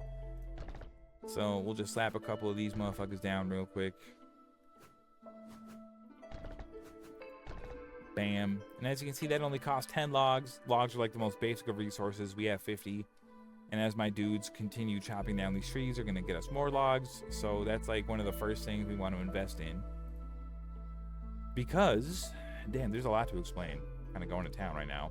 As we move on to looking at our populations here, I already explained we have 11 workers. We have 11 population, 10 workers, and 11 unhoused. So that's why the first thing we're building is housing, because as our needs for each of our villagers, all of our population is met, their resolve goes up. And we want their resolve to stay up, because if their resolve goes down, they leave. And if they leave, we don't have anyone working our shit, and our village gets worse and worse, and the resolve goes down and down.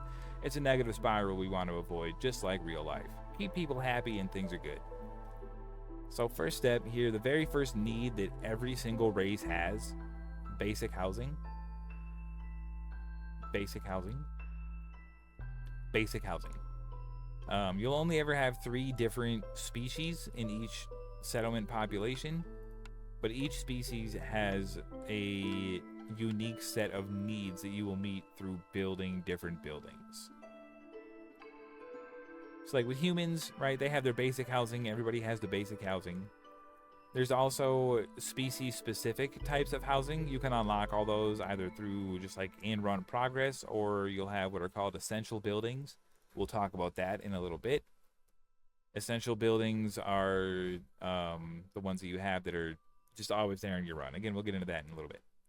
So you build your basic housings, you have your species-specific housings, then each species has 6 other things that are unique to their species. So like for humans here, porridge, biscuits, pie, coats, leisure, religion. All of these things require a handful of different buildings to like process the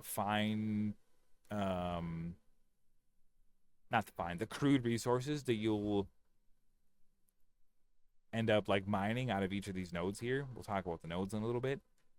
But that's the goal of the game, in a nutshell, is to make sure that your species resolves don't drop too low where they leave. You satisfy their resolves by building these certain buildings that satisfy their needs. Each species has specific needs, and you want to do all of that while you are racing against the Queen's Impatience growing. Queen's Impatience is something that grows naturally over time. You'll see right here, per minute, they're gaining basically a 1/5 of a point. And once they hit 14 points of impatience, we lose. There's various ways to lower their impatience. There's various ways to like lower the rate at which it grows. But the goal is to earn reputation through increasing their resolve and completing orders. Increasing resolve happens through satisfying the needs, and that's building, and that's one way to earn reputation points. The biggest way we're going to be earning reputation points here is through our orders. As we progress through each run, we'll go ahead and continue building here. As you progress through each run, you earn more and more orders from the Queen. It's just based on time. Once you get a certain set of orders, you get to pick between them. That's like kind of a card choice, but you get to pick which order you satisfy. And orders are just like build these certain buildings, produce these certain resources, satisfy these certain needs in your settlement. We're gonna pause real quick. I always try and pause and play pretty frequently and slowly. So we have our woodcutter camp built here. What we're gonna do is assign workers to that camp. Each build or each production piece that you create, you need to assign workers to it. So we have our population of 11. We have 10 workers because one of our workers is already in here. There's 3 slots worth of workers we can fill in here. We're going to put a beaver in there. Each species has different things they specialize in. Beavers can specialize in carpentry, wood cutting. So, of course, we're putting a beaver in cutting the trees down. And then we only have a few other workers. So we're just going to slap a couple of lizards in there and call it a day. And then you see them walk off. They go ahead and start chopping down our trees. They built all our houses. Everybody's housed, right? Build that last house. Yeah, everybody's housed. We're good on housing for now. Motherfuckers chopping trees down. And so you see these bunch of idle people here. We don't want idle motherfuckers. We want people working. So we look at the nodes for resources we have available right now. We have a couple of stones here. And it'll show you what camp you need to build for each node. That needs a stonecutter's camp. Mushrooms over here needs an herbalist's camp. So now we'll talk a little bit about all of our building pieces before we slap those down. So our building pieces, number 1, we got our paths, right? Paths are just super fucking basic. Your workers will prioritize walking along those. They move a little bit faster along those. You initially only have your dirt path, which costs nothing. It's very simple just throw that down and help your workers move a little bit faster, speed your production up. And then a paved road, which costs stone, but your workers move even faster on that shit. 15% speed increase versus the 5% that you get from a regular path. So it's pretty significant. But stone is not an easy resource to get. So to start, we're just going to keep on slapping paths down. We don't really need another path right now. But we're looking at these nodes right here. These mushrooms. It's kind of nice. So with these mushrooms here, we have our paths, right? And these are our gatherings. Do they have a specific name? Resource acquisition. Acquisition. Okay, we can call it that. These are the buildings that you'll build when you have various nodes on the map that you want to farm.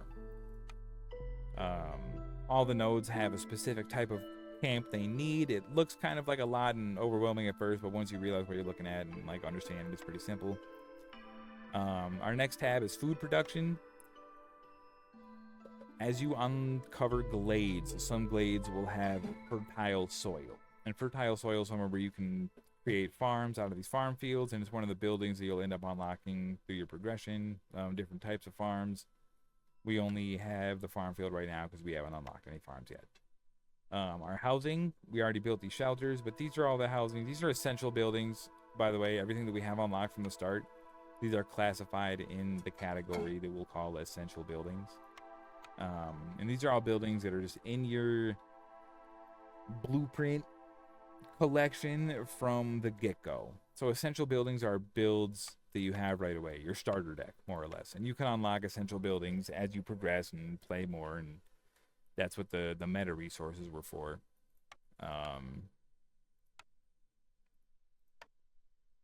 And so after our housing essential buildings, we have industry. Is that what we call this? Let me see. Industry, yeah. So crude workstations are where we'll refine our basic resources into slightly more advanced resources. Those resources we use to refine into our cooler resources, which can even get further refined into the things that will end up like being what we need to meet the needs of our population. So we have our crude workstation and our makeshift post. You can bundle some materials into packs. These packs are things that you can use to sell to a trader or use in trade routes. That's something we'll get into a little bit later as well. After industry, we have what is city? The city buildings. These are buildings that are just vital to the furtherment and the development of your settlement. You have a small hearth. You can build extra hearths on top of the one that you're given. I have not had a reason to do that yet. I'm still playing on like kind of a basic difficulty because this game is hard as fuck. First of all, let me say that. A small warehouse, same thing as this big warehouse. You can just store all my materials in there. That's kind of nice for if you're like way the fuck out here in some glade and you don't want to waste a bunch of time with your workers walking all the way back to this warehouse to then have other workers grab things from this warehouse, bring them all the way back to some building over here, and then build that building, and then have to like make the productions and move the productions all the way, you know. You can set up like little settlements outside of your settlement through the city buildings with a small hearth and small warehouse. Your trading post, and like I said, we'll talk about this in a little bit, but I think we can just fucking talk about it now. Trading post, build a trading post, and what this trading post does is allows traders, which are just NPCs that come through your town. They have a stockpile of a handful of different resources, and you trade the resources that you can develop with the tree or with the resources they have. Pretty fucking straightforward. Very helpful for when you need to fulfill certain needs, certain orders that you just don't have the ingredients of in your map. Again, biomes have their own unique resources and all that, so part of the build when you're building your set of orders to follow and building your resources. Think of the biome, think of all the resources you have, you've seen, etc., etc. And then there's decorations, and decorations are just exactly what they sound like, just decorations. If you're really into the aesthetic vibe of building a little settlement, you can throw some fucking decorations down there and make it cute. It's a good time. So yeah, moving on from there, again, looking at our nodes, as you uncover these glades, they will have different nodes in them. Each node, I think, has like a guaranteed 2 things in them. Sometimes those things are events, which you spend resources to deal with, or nodes. So right here, this overgrown stone node, we're going to build a stonecutter's camp by there as well. We have a trading post right here. Do we have... Oh, we might not have. We might have picked a bad spot for this. We're going to move this trading post. Also, some buildings cannot be moved. So make sure that you're paying attention when you're building buildings. It's like the stonecutter's camp. All your camps, I'm pretty sure, can be moved. So we're going to build a stonecutter's camp. We're just going to put it right here. Here? Flip it. There we go. And then these mushrooms over here. Mushrooms are a pretty good resource. So you not only get the mushrooms, you'll see in the node right there. Not only get mushrooms, but you also have a 20% chance to get some insects as well. So just like more resources. So we'll go into our acquisition. We'll create, what is this, foragers? Herbalists. Small herbalist camp. So we got that, and we can build a little path right here. Just make that shit go a little faster. A little path right here. Make that shit go a little faster. Alright, and those are usually the first handful of things I try to build. Of course, we want woodcutters. You want to build a camp for each of the nodes that you have in your starting glade. You want to build a trader, because as soon as you build a trader, the time between traders coming to visit your settlement ticks down. So you want to build a trader right away. Or a trade post, whatever you call it. There's one more thing. The crude workstation, to refine those basic resources we get. I usually like putting this right next to our warehouse, but since we have our stones right here and we're cutting this wood first, it's not the best place to put it. And we'll build this post right away too. Again, these posts are what will allow us to make bundles of our goods that we can use to sell. Let's find a random place to put that bucket. It's fine.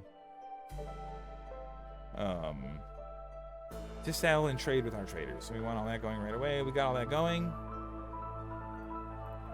We need to assign workers here.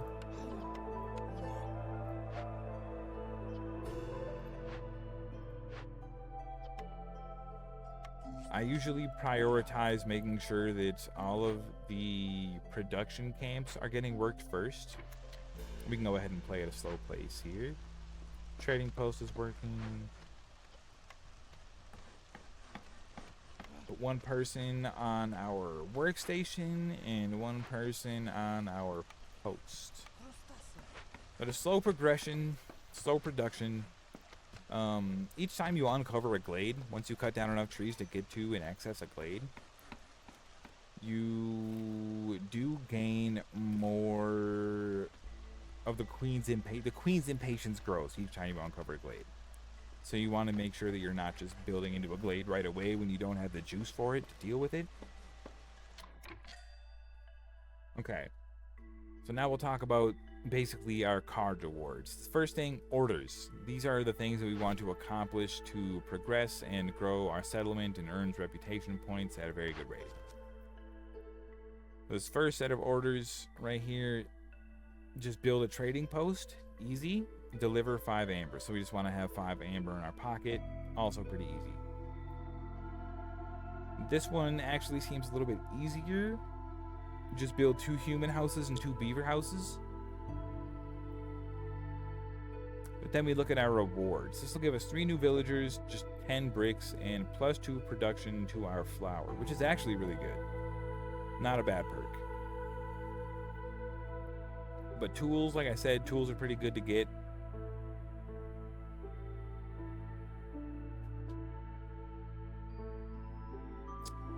This is actually kind of a tough call. We'll go with the housing. We'll build the housing with 3 more villagers, +2 to our flour. We just gotta hope we can build some flour at some point.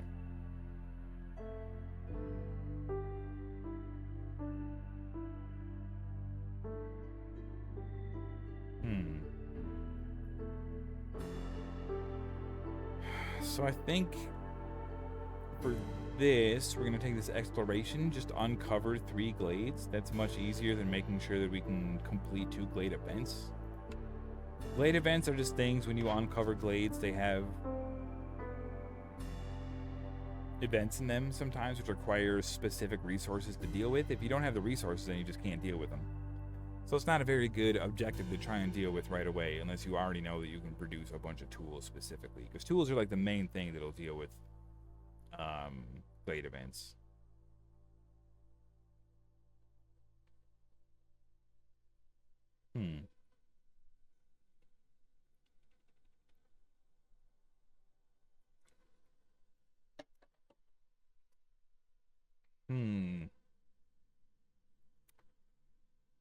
Yeah, so we probably go with this because A, the rewards is tools, B, +1 to planks production, which is pretty good. Every time we make a plank, we make another plank. Kind of poggers. And delivering 5 packs of building materials is pretty easy. Building materials are things like planks, etc.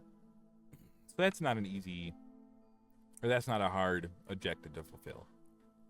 So we have our first set of orders. We get more orders, you see here, as time goes on. Our next set of orders comes in 10 minutes.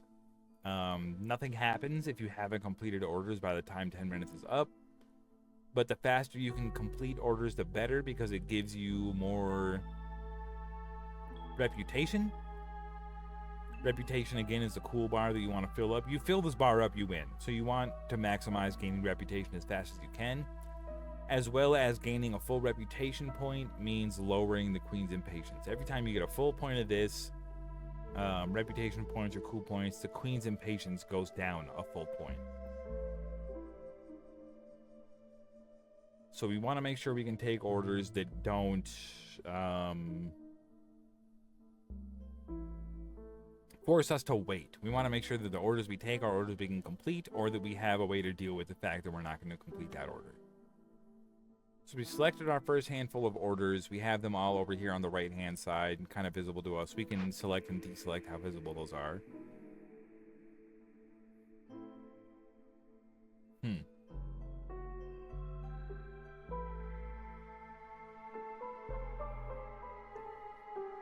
Okay. These are not bad cornerstones at all. So we have a small press, just means every time we produce 10 flour, we get 3 oil as well.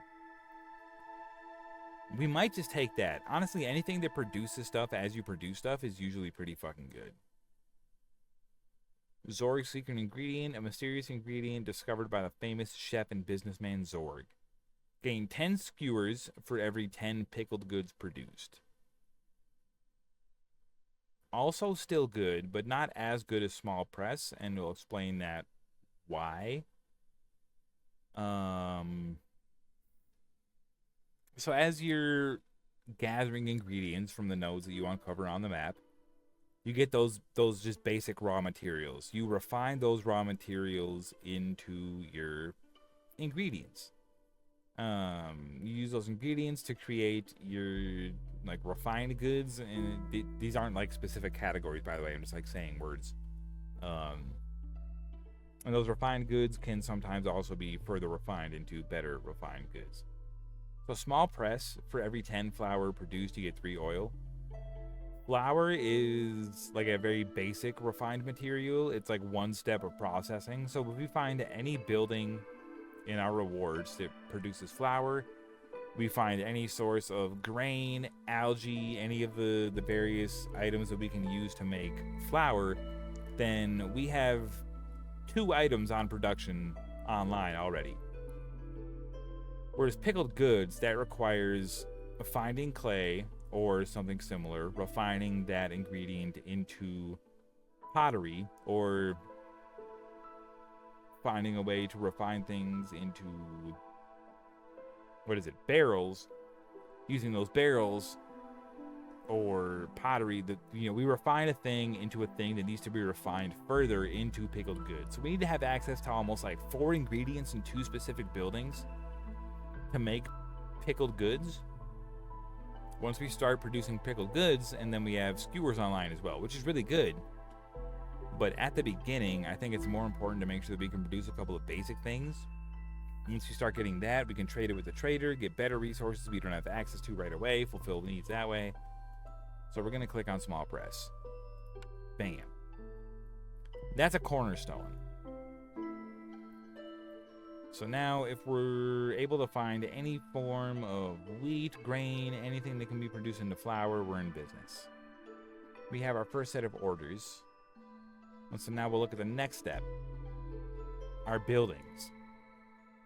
And so as I went into before, we have our essential buildings, and these are all things that are used for gathering our most basic of things, or just very basic housing, or just simple settlement expansion things. None of these buildings really produce anything. So when we choose a new building, we get a handful of choices, and we have to choose from one of these things. We can re-roll it. That's something that you can unlock and get more chances to do later. Blah, blah, blah, blah.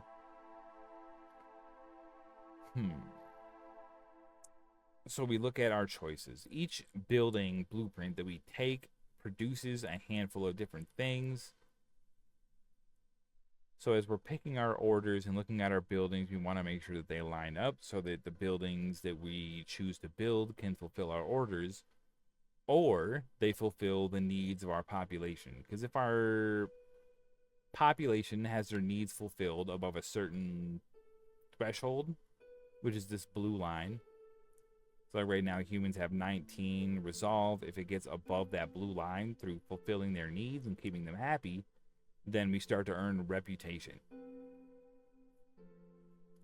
So keeping our citizens happy, if we can keep their resolve above that blue line, we earn reputation. And again, the reputation points are what we need to win the game. If we get 14 reputation points before the queen has 14 points of impatience, we win.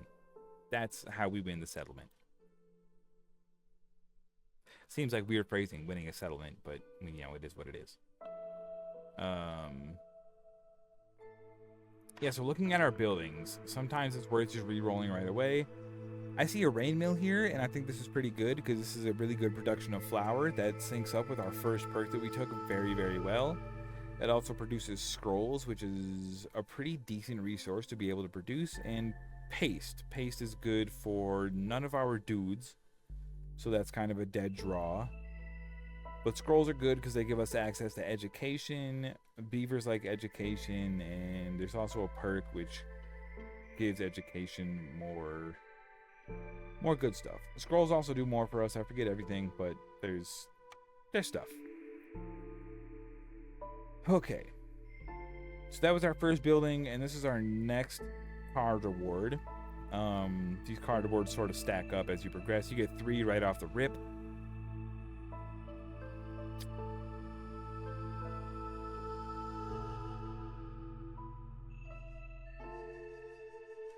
None of these look amazing to me right away.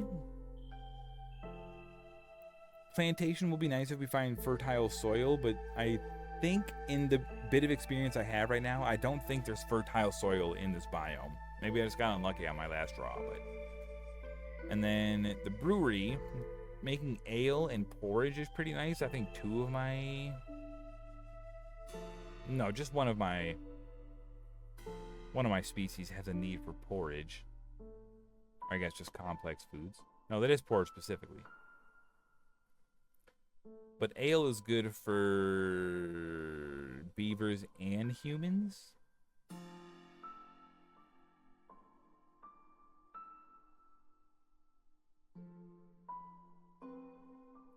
Ale is also just like a really good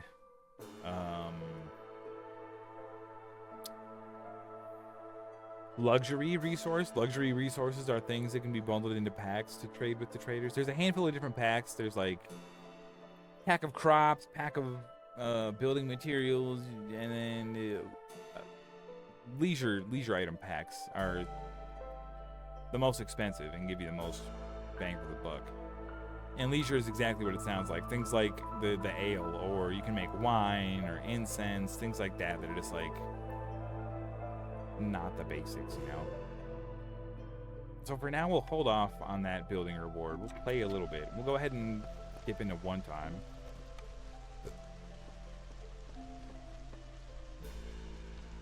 We're gonna wait just a moment on building that rain mill.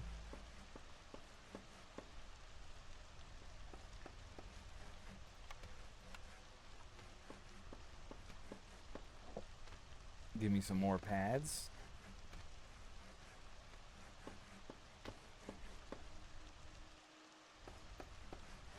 Alright, so discovering 3 glades is one of our orders, so we're just going to go ahead and do this.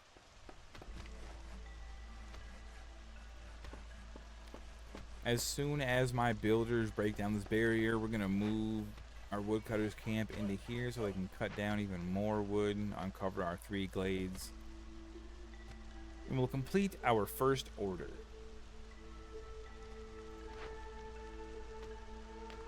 Stonecutters camp being built. Just need to produce our logs. So at this point, I think we're basically doing everything we can, so we'll speed all the way up to 3 times. Alright, so they just broke down that last tree. We uncovered a new glade. When you uncovered a new glade, this little icon will just show you everything that's in that new glade. So we got more stones. We have an obelisk and a clearance water geyser. Clearance water geyser, on some maps there will be geysers, and these geysers are places where you can build a very specific type of building that will gather the resource of water. There's 3 different types of water based on each season. You have drizzle water, clearance water, and storm water.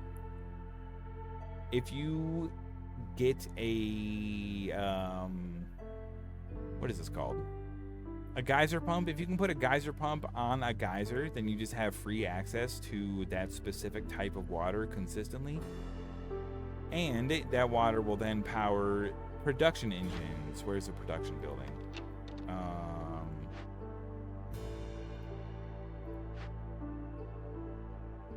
So the post, the rain engine is clearance water. If we have access to clearance water through a pump, then this thing produces a little bit faster. All of my dudes working in there work a little bit harder. They produce a little bit better, etc.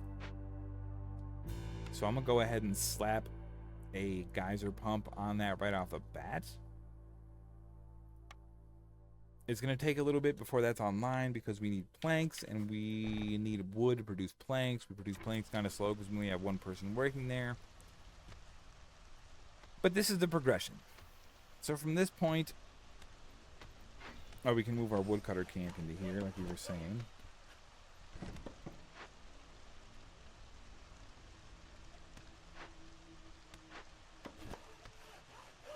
Make sure it's facing the right way.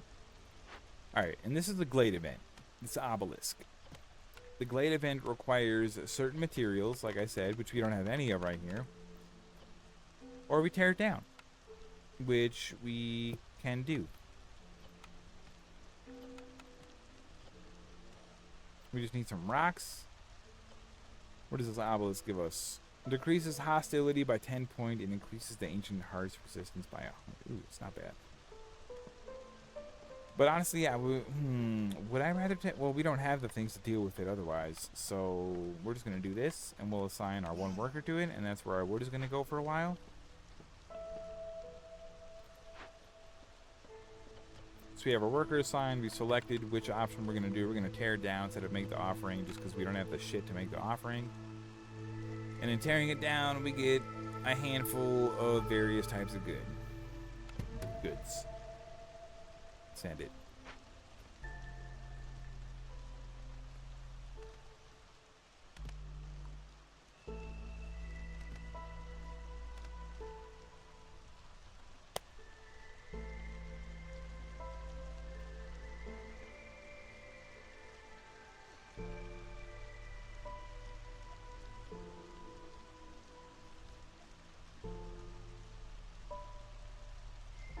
And this is where Breezy tends to just enjoy the vibe of this game.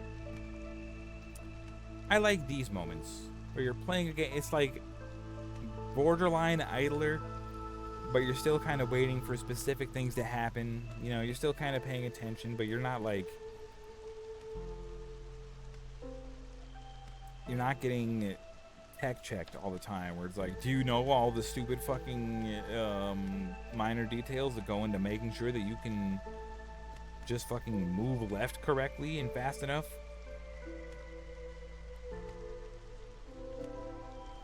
And then I can pause whenever I need to if I'm not paying a bunch of attention and something happens. I really like the sound design in this game. It feels really good. Just a lot about this game is very well built and very satisfying.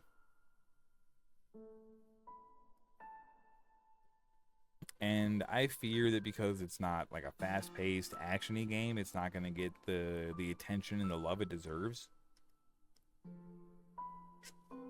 But I think for a roguelite, and it's like, I don't know. My biggest I was mentioning this in Glowstick stream the other day when I was talking about potentially playing this game. You know how like whenever you build or you're playing a game like Civ or like Age of Empires, whatever the fuck, there's just like the strat to go for when you're building your build and you're building your settlement, and it's just always like, these are the buildings you build them at this time, and this is how you do it, and this is how you optimize it, and this is the same line that you follow every time. Maybe you kind of deviate or fork a little bit based on certain circumstances, but for the most part you're building the same fucking village every time. This game does a really good job of making it so that the village building has a very, very good reason to be built differently. Like right now, my main population is lizards. I have 9 lizards, 1 beaver, 1 human. Most of my focus should be going into making sure that my lizards have a satisfied need, which is something I maybe should have thought about when I was picking these orders for my human and beaver houses. That's 4 buildings that I have to go and build that don't satisfy the needs of my major population. Womp womp. But oh well. Okay, so we're looking at this glade. More mushrooms, nice. More stones, nice. So that's going to end up being the main thing that we trade with our traders once our traders show up. Let's go click on our trading post real quick. You can see we have 5 minutes until our next trader shows up. There are several different traders. Each trader does have a different like theme of goods they'll bring, so you can kind of also plan how you're building and what you're trying to farm out around your traders who you see coming in. So just like this says, this guy has cooked and raw food, pottery, tools, along with personal blueprints tied to agriculture. So if I really felt like I didn't want to focus on food and wanted to focus more on like raw production and expansion, I could just like try to overproduce a bunch of wood. I could just farm wood real hard. I could try and get all the rocks I could, and then when Zora comes in, just trade all that shit for food to satisfy that need. Not what I'm gonna do, but just like a thing to look at and think about when it comes to the variety of each run. What was I doing? I paused for a reason. Oh, glade events. Like I was saying, each time you unlock a glade, you get a handful of resources. So we opened this glade, we got stone, and we got this obelisk, which we're tearing down already. Okay, so I did already explain this. Oops. But these abandoned caches, these are super nice because it gives you amber, which is like the global currency. And then Queen's Grace, it gives you half a reputation point, which is super nice. And these abandoned caches always need tools, and that's why I was saying tools are generally a pretty important thing to run. So we just need to wait until we have a worker online, until we can put a dude in deal.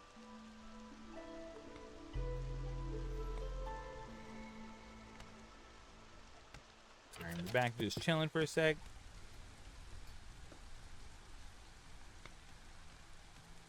This glade will be uncovered pretty soon.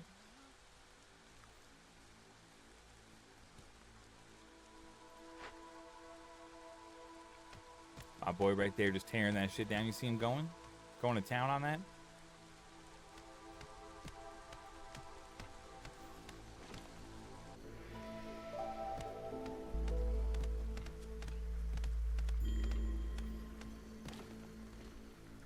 Low on fuel. Okay. So being low on fuel means we need to find a way to produce more wood, coal, anything that burns at the hearth.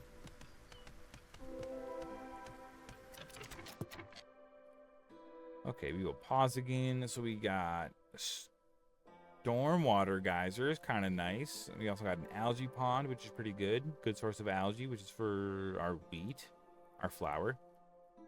And some copper veins. It's all pretty good shit. Not easy to find shit. Okay, so let's go in here. Let's grab our small fishing hut. Let's just slap it right here in between these things. Bam. Do we need... I don't think we need to worry about getting our different types of water geysers on. Where was the first one we had? We had a clearance water geyser somewhere, didn't we? Is that what this is? That is what this is. Oops. Alright, that's fine. Okay, so right now... Oh, we completed an order. So let's complete this order. We get 10 free bricks, 10 free planks, and also... when we assign workers to glade events, they get to carry 5 more items. Nice. Yeah, everything that's happening in this game is all happening, like, for real, for real. When we're building this building right here, it is requiring us to have a worker free, which we don't have right now. That's why no one's working on it. That worker has to make sure that we have pipes and planks, which we store in the warehouse, to walk to the warehouse, grab the items from here, bring to the building, and build that shit. If we don't have the planks for it, we need to make sure that our people who are in, what is it, our crude work spot? The crude workstation. We need these workers to be producing planks. And in each workstation, you can change the priority of each, like, material you want built. If I really fucking needed bricks, I could just do that, and my guy would only build bricks as long as I had the resources. And within here, you can also choose which resources you use to refine into your goods. So if I needed fabric and I was in a place that could not find plant fiber, like here, but could find plenty of algae, bam. We select algae, make algae be the main thing, deselect plant fiber. And now, when my guys are trying to make fabric, they can pull algae out of that pool as well. And that's, you know, that's how all these resources work. We can put that shit on for our bricks, make some bricks. We haven't found any clay, so we'll turn that off. Yeah, and not all of these have these to make planks of wood. We just need fucking raw wood. Duh, of course. Hell yeah.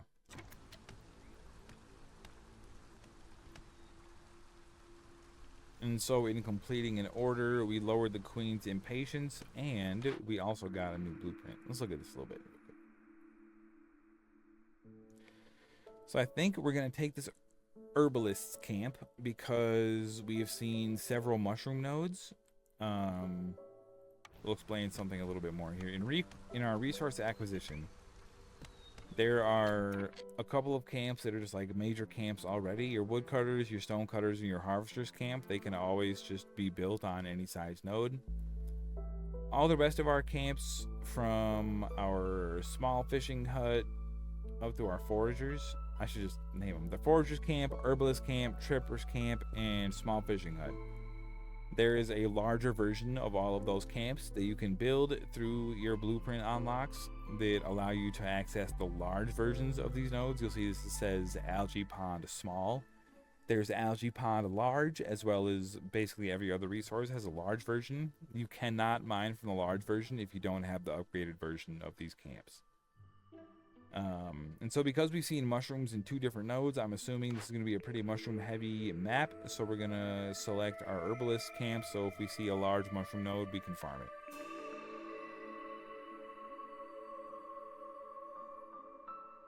Wow. So I think we're going to do our carpenter building here, because planks are a decent resource to be able to produce quickly. These stars indicate how quickly you produce that resource at that building. So if you hover over a building here, like if I hover carpenter, the carpenter produces planks at the rate of 2 stars, whatever the fuck that means. And it'll rank how quickly that building produces shit compared to how quickly the building that you currently have can produce that shit best. So like right now, planks, carpenter can produce at the rate of 2 stars. We can already produce planks through our makeshift, our crew workstation, but it produces planks at the rank of it. This shit is so ambiguous. At the rate of an outline star, so not even 1 star, but you can make planks there. Carpenter can make planks at a much better rate. And it's just like the amount of resources that you need to use to create that resource or the refined good.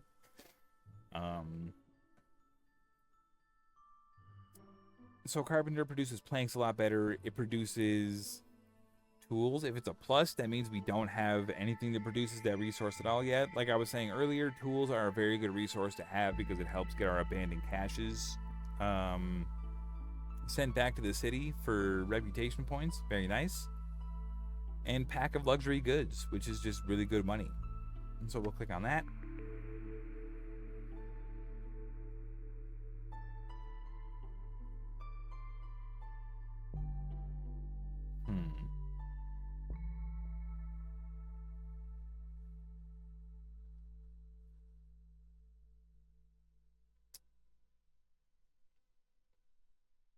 So the granary could be really good because 2 of our species value pickled goods.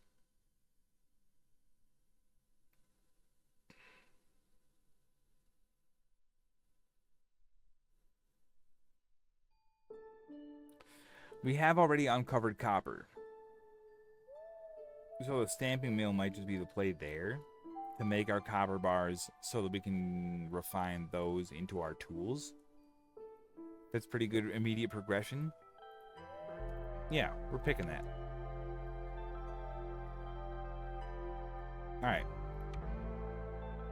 Resource acquisition. We got our better herbalist camp. That shit is already on. As soon as you buy like the big version of these camps, every small camp you have immediately gets upgraded.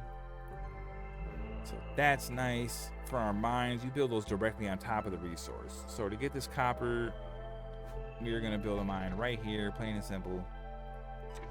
And then we'll go back to slow pacing. I'm going to take a couple of nice big deep breaths here. Chat, if you're enjoying content, please don't forget to follow and sub. Help support your boy. Okay. And this is kind of nice. As things just like update in your city, you get these little alerts on the left.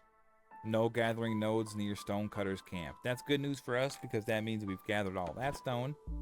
Which means if we click M, we get to move our gathering node over to here and start gathering this stone. And just keep the progress going.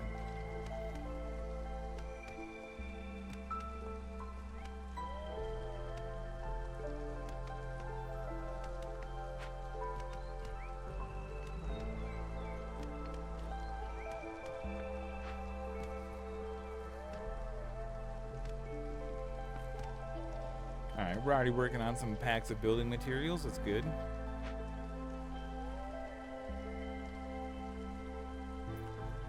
All right, so right now we're in clearance season. It's good. We're chilling. We still got 5 minutes until the storm comes. When the storm comes is when our population tends to get more unhappy. We're gonna try and focus on these trees and clear out some of this area here.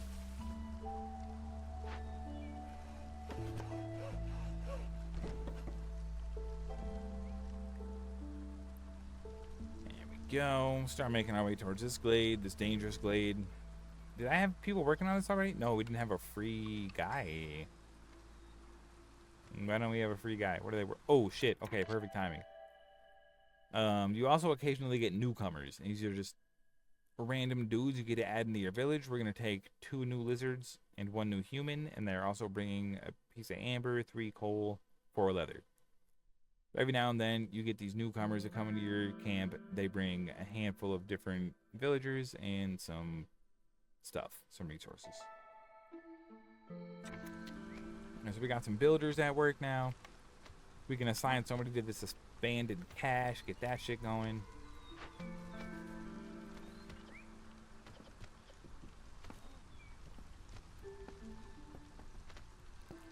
These exclamation points above your buildings, these indicate that your workers in that building do not have the resources to produce the goods that they can produce in that building.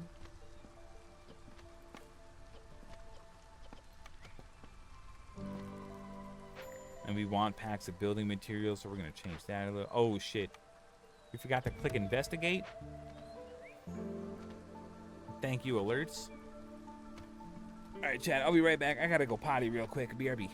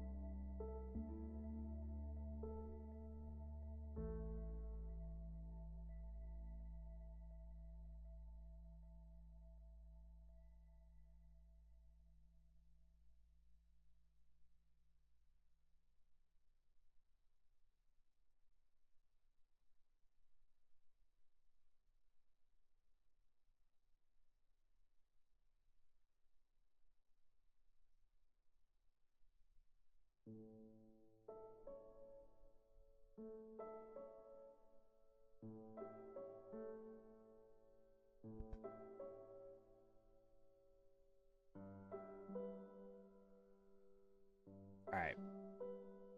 We back.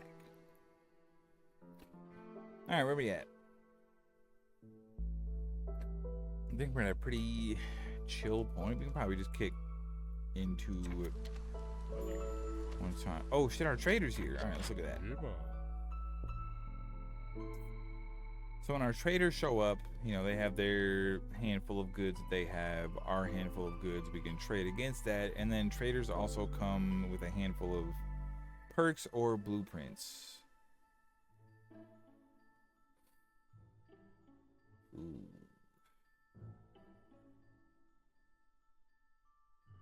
Unfortunately, how much do these sell for? 8 a piece?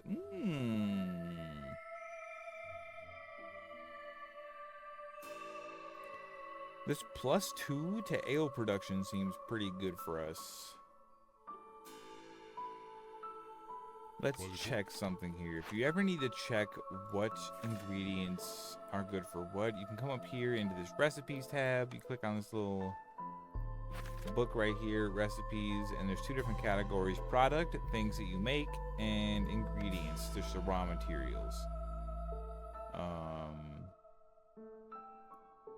What reason did I have to look into there? What was I looking at? Ale. We wanted to look at ale to see what ingredients are needed to produce it.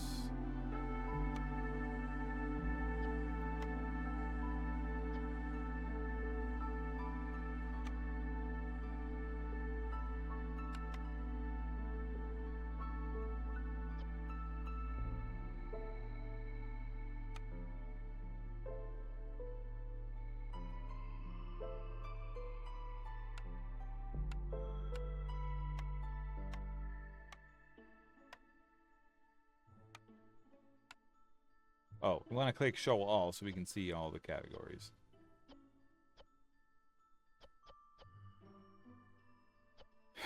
So ale needs wheat and roots, which we have not seen any of yet.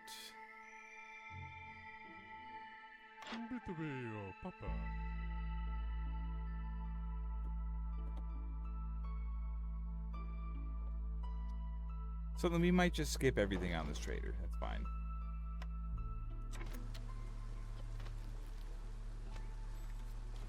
Don't need to trade every single time a trader shows up. There's also attacking the trader, which I have never done yet, and I'm a little scared to do, so we're not going to do, but you can do that. Tell me how it goes if you try it.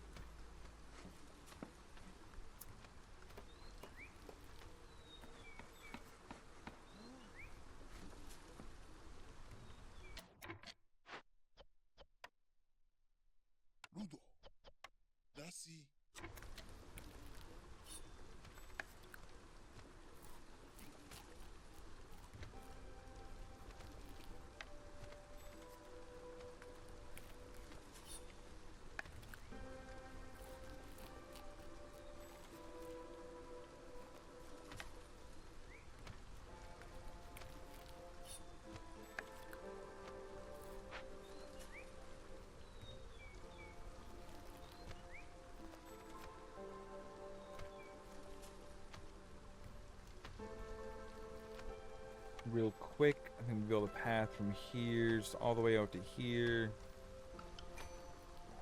Get all that shit going.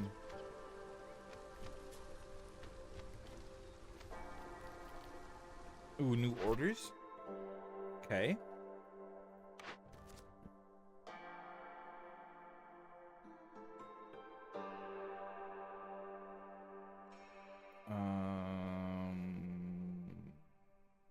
How do we make jerky again?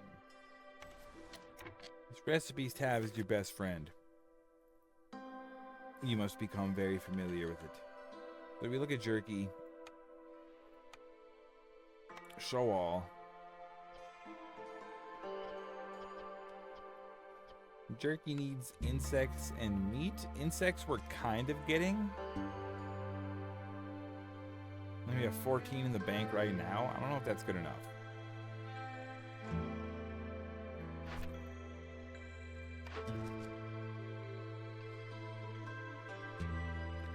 Two building with rain engines installed is pretty easy. It doesn't give us as good of rewards though. +2 to jerky reduction is really good if we can get some insects online or something like that. So I think we're actually just going to chill on that one for now.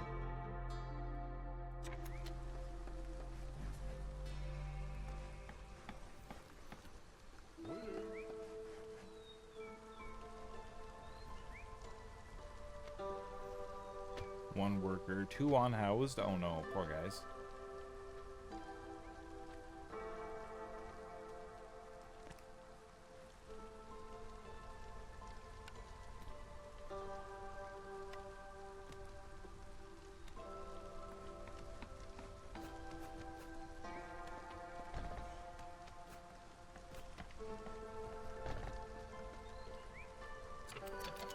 Alright, slap down a couple of houses. Kick the speed into hyperdrive again.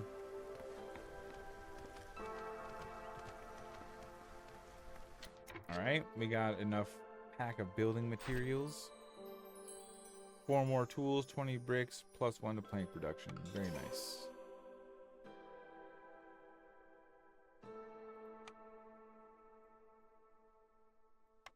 We need 2 human houses and 2 beaver houses. Let's go ahead and slap the blueprints for those down now here.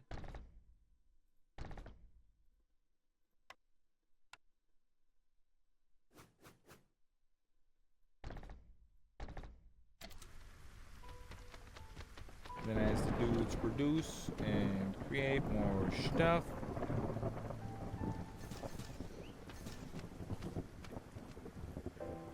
We will get closer to having our stuff online.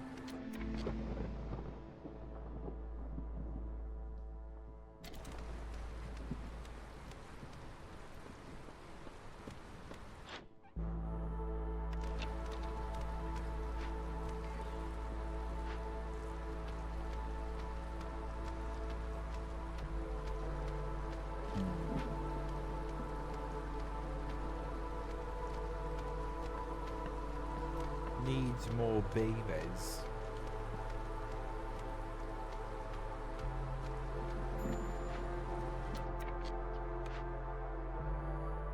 Alright.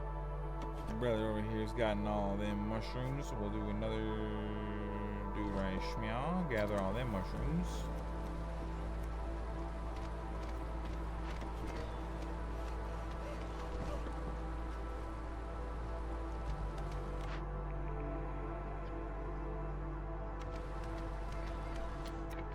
Okay. The human and beaver houses will get built shortly.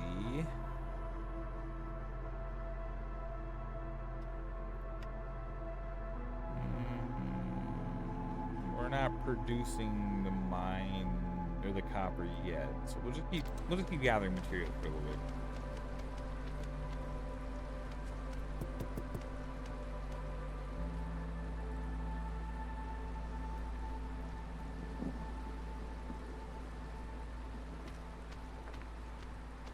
Stonecutter camp is almost done.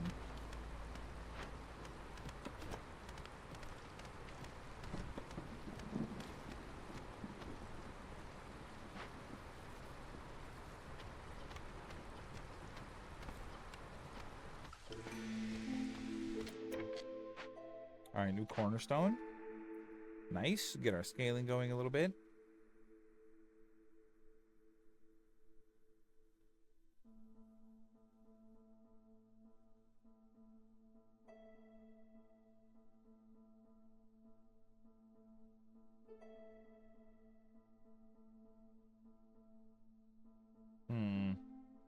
I'm gonna re-roll these.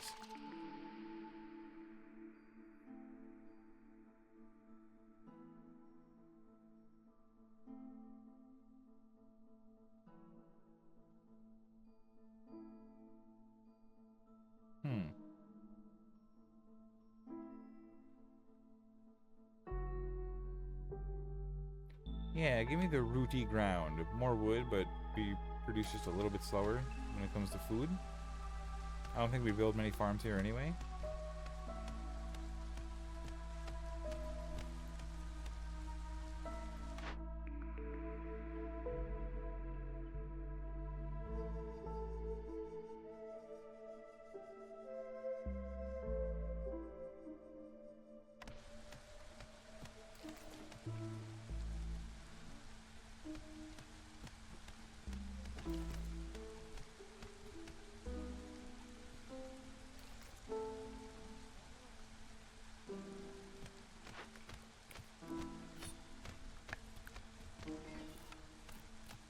Ooh, put someone else in that fishing pond, dude.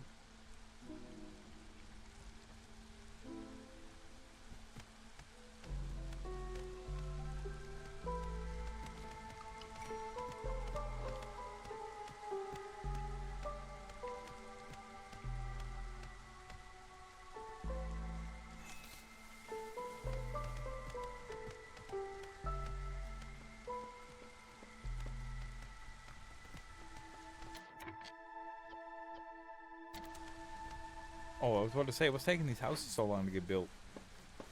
Build it. Got my mod pack fixed, and I'm now updating it by adding some different things. Oh, hell yeah, dude. Love that for you. That's sick. You ever play Valheim? That's like as close to Minecraft as I've ever gotten. But the 1.0 of that shit is finally fucking dropping after like fucking 7 years of early access. That's where a lot of my time is going to be going come September. I'm a little familiar with the struggles of trying to get a mod pack to work, but I never built like any crazy huge ones.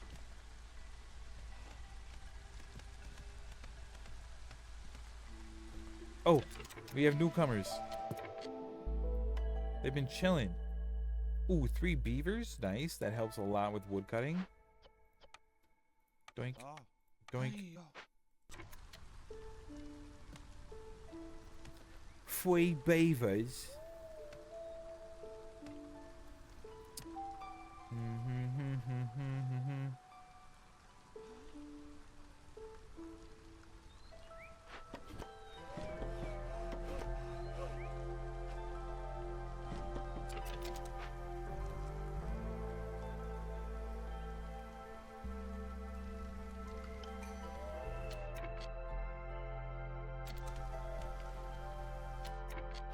Orders? More orders? I probably should take this grain engine one.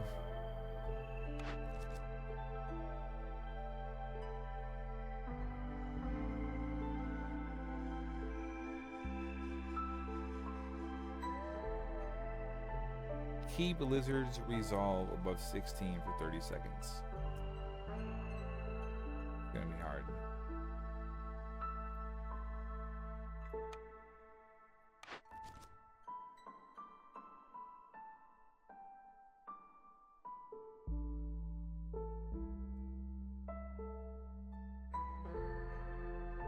+2 to copper bars is crazy.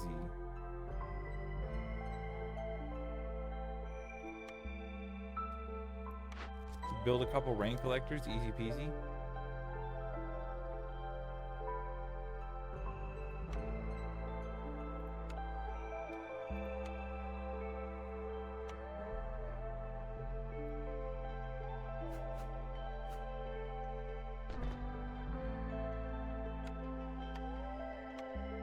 Bam.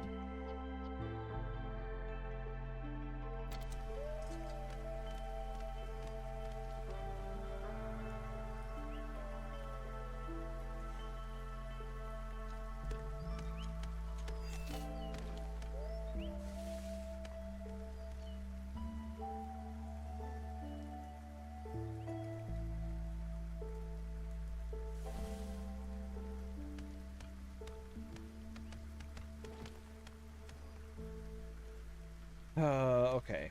This is usually where the run starts to get away from me. Once we have all these orders and not much we can really do with them. Where the meta progression has to come into play. We have to get all of our like starting bonuses and all of our essential buildings. We gotta get all those on the right level to deal with all this.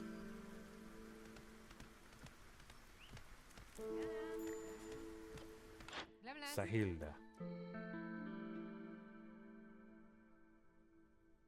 10 tools.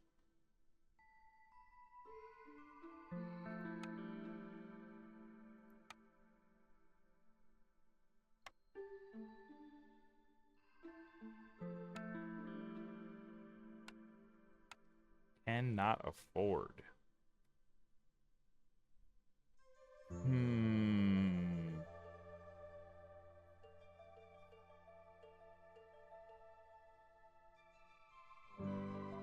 I think we're chilling for a little bit.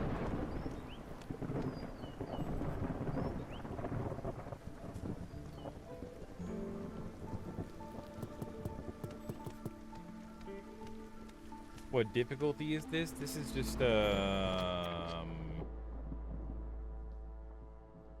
is there a way to check? It's not the first, it's the second difficulty.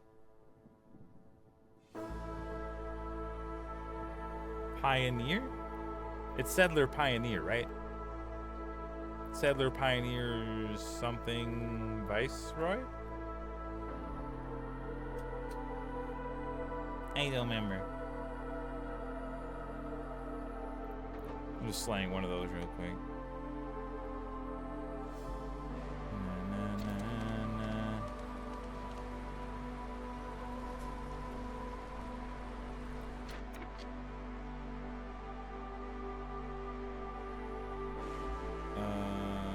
No other mushrooms nearby. So, there's nothing to produce. We'll move this building over here. Just let it chill. Take my workers out of there. They chilling. What else we got?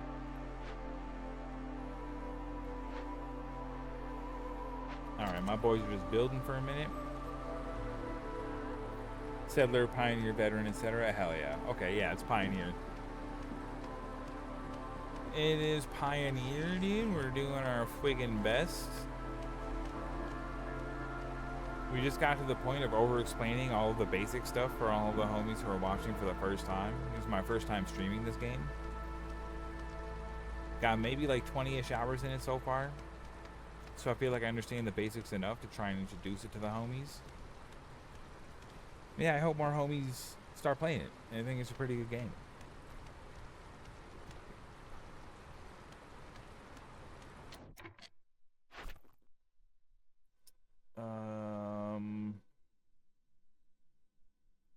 Yeah, still just uncovered glades, produce stuff.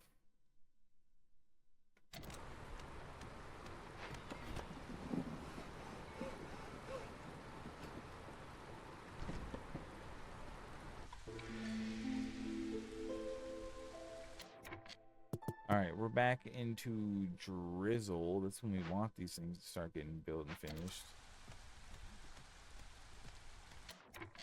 Another cornerstone? Hold on. One villager every time you discover a new glade.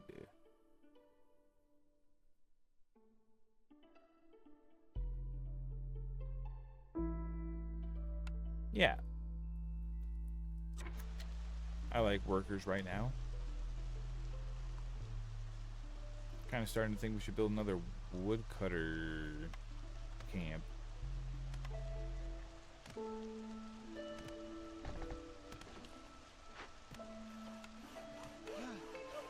Put a beaver in there.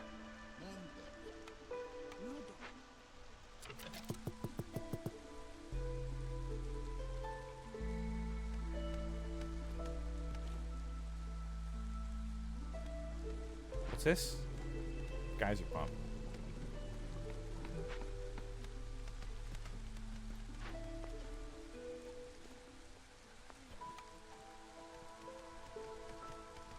Alright, we got 2 of our houses built. We almost have another order done. Slow progress.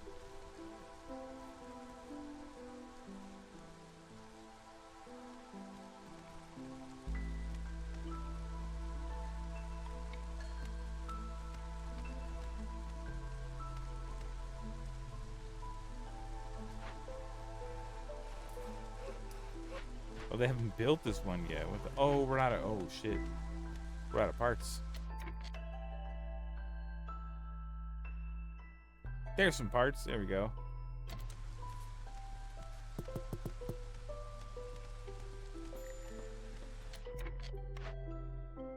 Alright, stone cutters. We move you guys over to Shmeander. Gather that last stone node we got.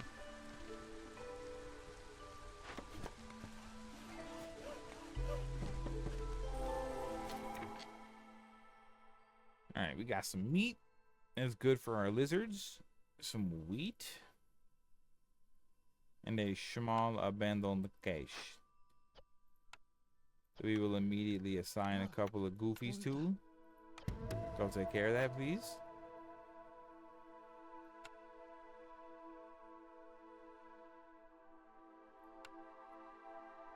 Foragers camp will just smash right here.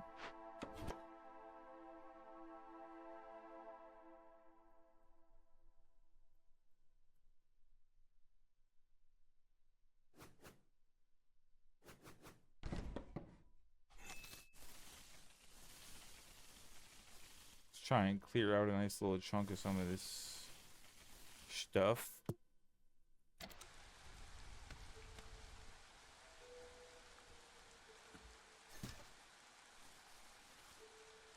Keep that dangerous glade closed off for a little bit.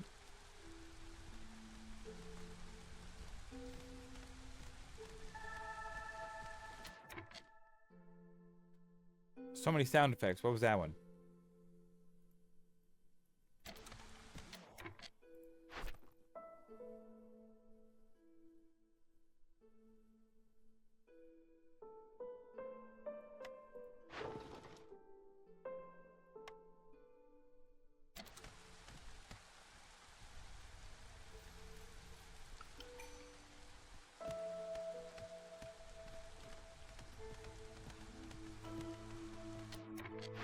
Orders, more orders.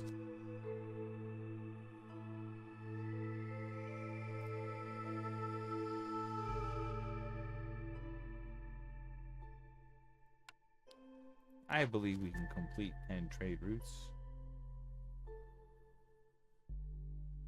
I believe we can do that twice.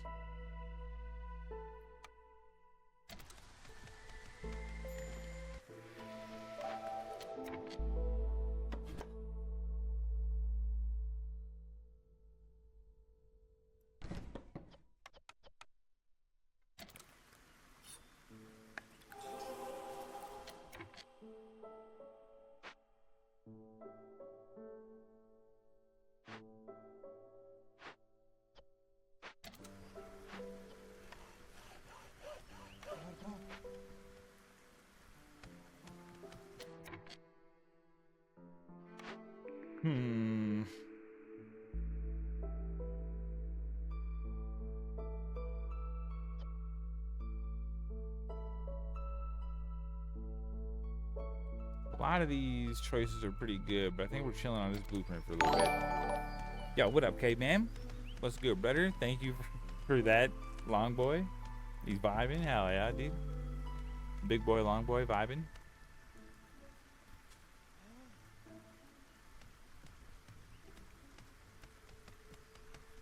We chopping down trees. Doing it, doing it, doing it, doing it, doing it. Oh shit, I do need my lizard resolve to be up.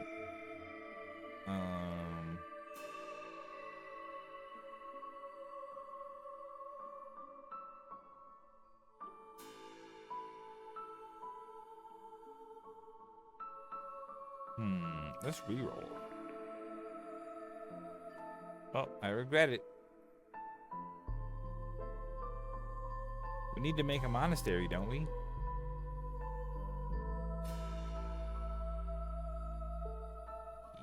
Yes. Chopping down trees, yes. Yeah, dude, these trees don't stand a chance. They're getting fucking clobbered.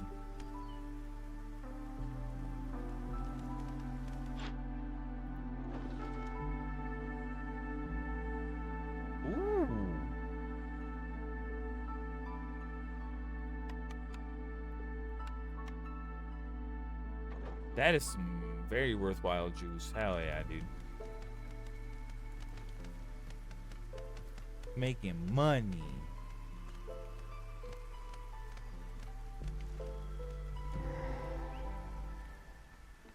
Oh, the dangerous glade. Okay. So we got some eggs. Need a trapper's camp. Fuck. Some more copper. Oh, there's a trapper's camp right there, dude. Let's go. Okay. So we're gonna have to restore that. It's a dangerous thing. We don't have the juice for.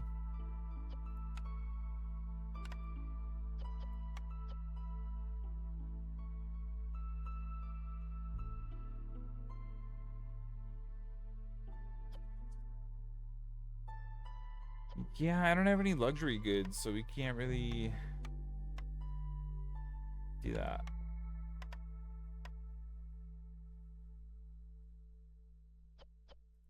Tear it down. Tear it all down.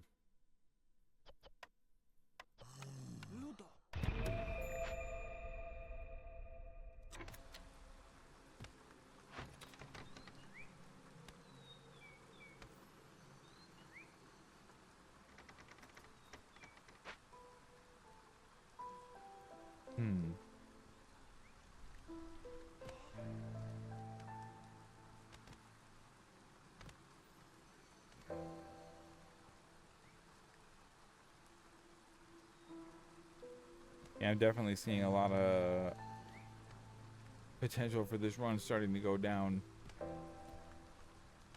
Need to hurry the fuck up and start building this stuff, dude. But my guys are producing. Oh, do we only have one dude making shit in here?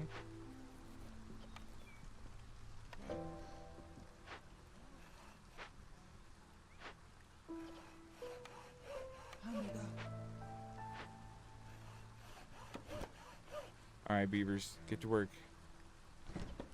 Start beaving. I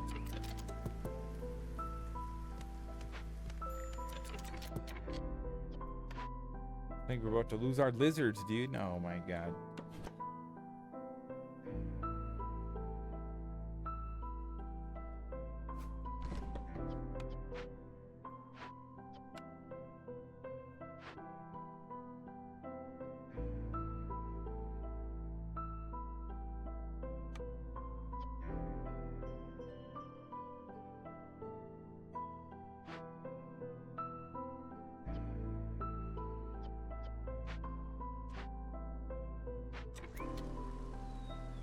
Dude, there's still so much we needed to build that we haven't have built yet, dude. Fuck.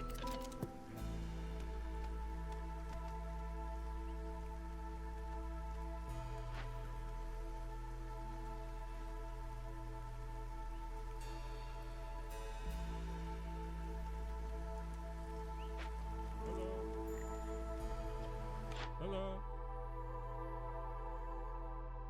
Okay, Zorg.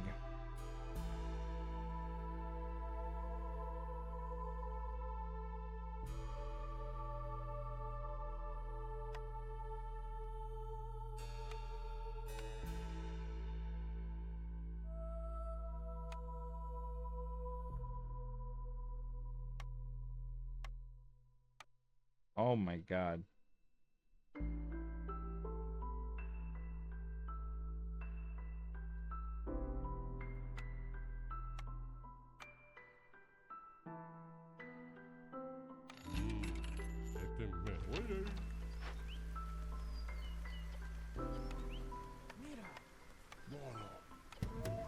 There we go. The big mushrooms? It is.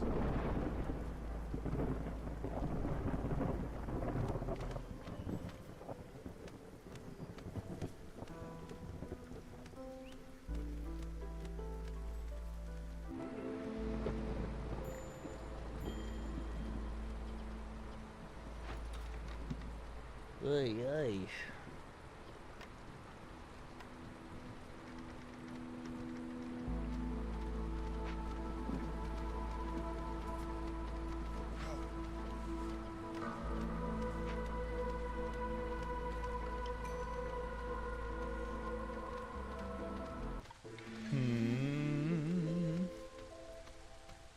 Alright, we didn't lose a lizard.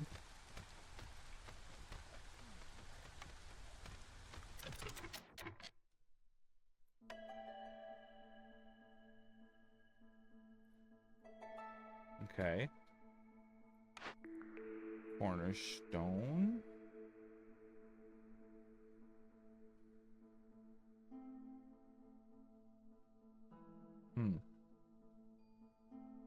Yeah, just give me the money. We gotta build some house. House.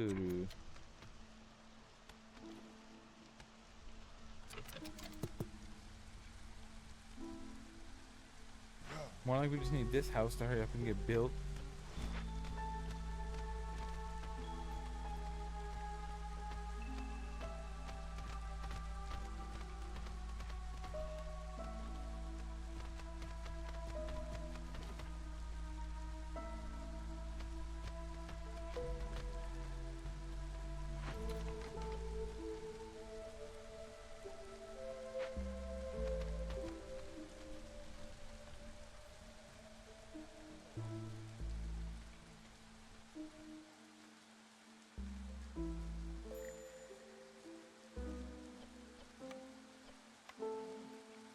Oh my god, why are we not building this house, dude?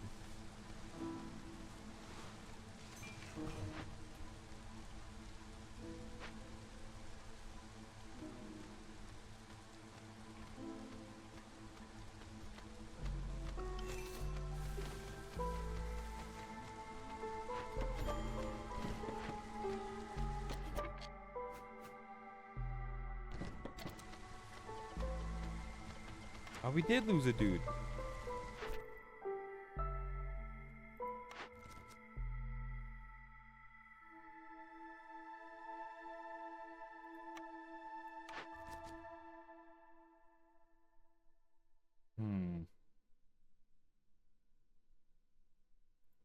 We got plenty of stone. That one seems easy enough.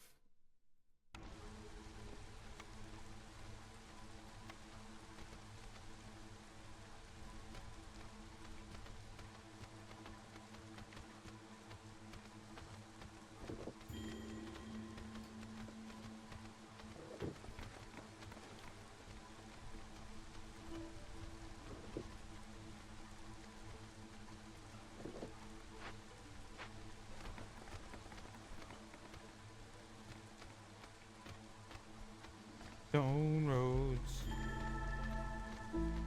Oh, we're really one short. Come on.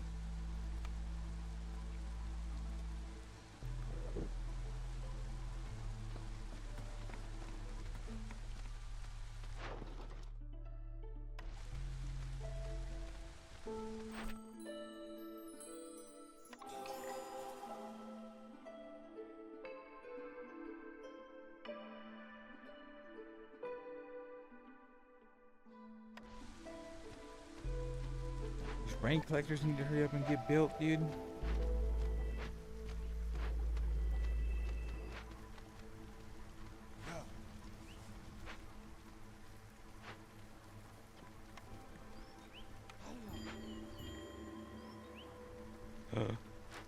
Why are you all leaving?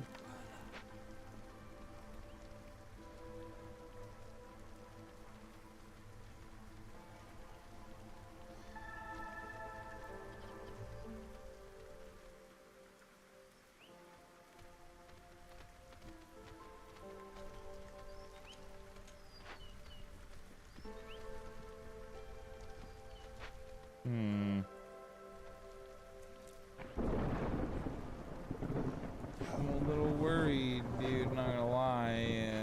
We need more wood production.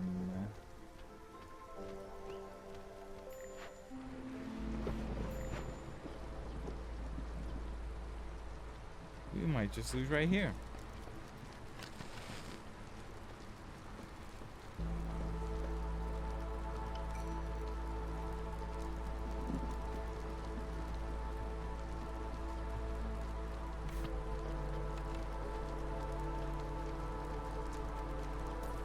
Yikes, dude, we lose a lizard.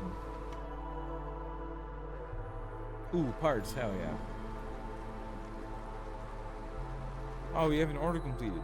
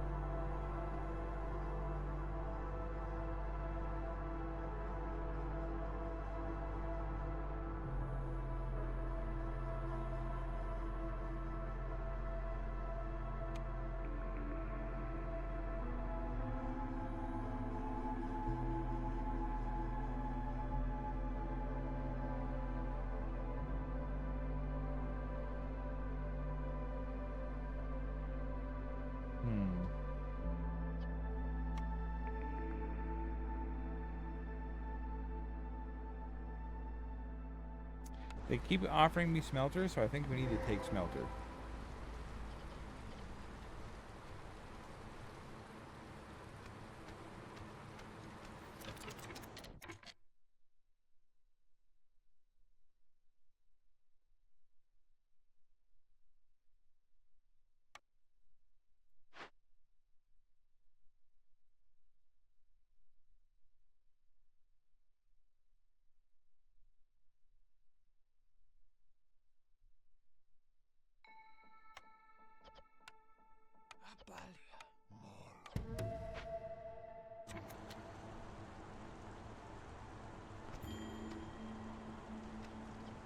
Oh my god. You know, my boys are all starving to death. Oh my god. We expanded too quickly? Friggin' whip.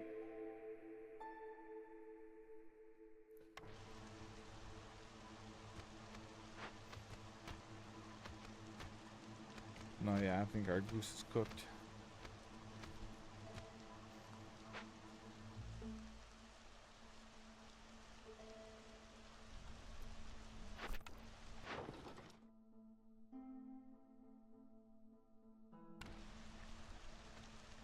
Well, bad dubs be the best. 100% easy peasy, baby.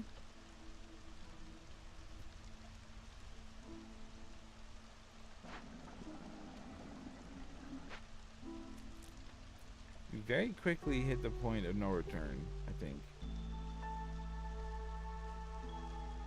There's probably some way this is still salvageable and winnable.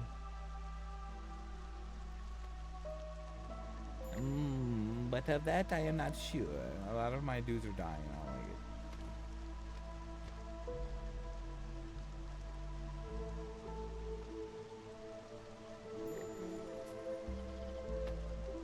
it. Damn.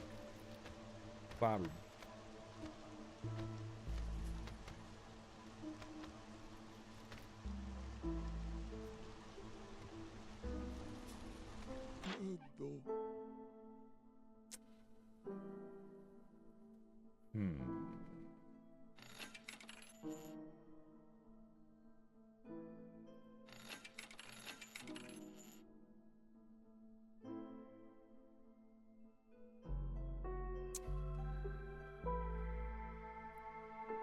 Yeah, it's not looking good. Let's attack this guy. Oh, 5 dudes died. Oh my god. Oh, we just lost.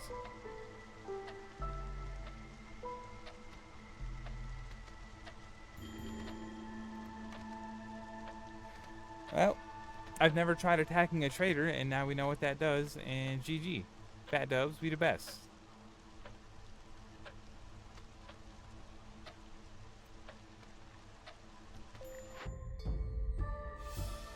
We lost. Oh, we got a level, though. Fat dubs. We unlocked foxes.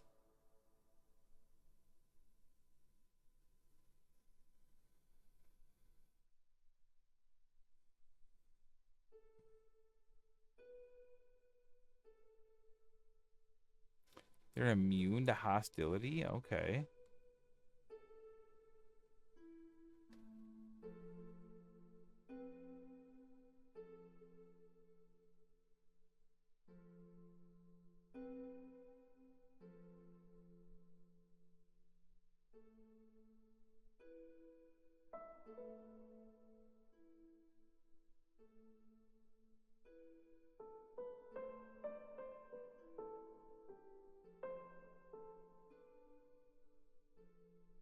Huh.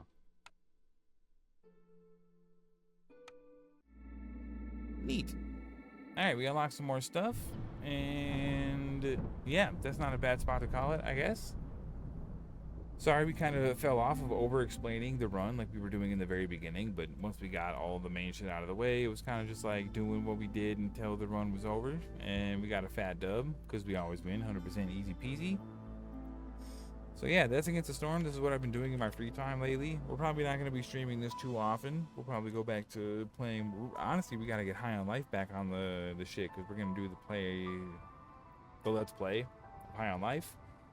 But before we do that, we got to catch all of our VODs up on YouTube, get all that shit up, so that when we are uploading the Let's Plays, that's just like what we're doing. It's not like on a queue or whatever. So that's step one. Let's get everything else upgraded. Until then, you know, we're just going to be playing what we always play, with the occasional something else sprinkled in there, such as Against the Storm. But we're live every other day, so if you were enjoying content, don't forget to follow, don't forget to sub. If you want to help support your boy, we're live next on Monday evening, Mountain Time, around like 8 o'clock. Don't forget to join the Breeze Cord. That's where we'll usually post our go live noties, and we'll talk about what we're going to be doing, all that cool shit. We'll start this raid. Yeah, drop the follow, the sub specifically to get access to our emotes, such as this one that we use for our raid out command. This is what we use to show love to the homies when we go and raid out into them. Copy that text version, bam, looks like that. It's cute. And that's everything. We did all the shit. Hell yeah. Yeah, again, I recommend this game to anybody who enjoys roguelites in any way, anybody who enjoys city builders in any way. It takes a lot of fun boxes. It's pretty good. I enjoy it. You can play it at your own pace. Shoutouts to pausing. It's a good time. Thanks for the biddies, Caveman. Appreciate you, big love. And yeah, make sure to show glow stick when we get in there. We'll see you all next time. Drop her a follow as well. Big love, homies. Peace.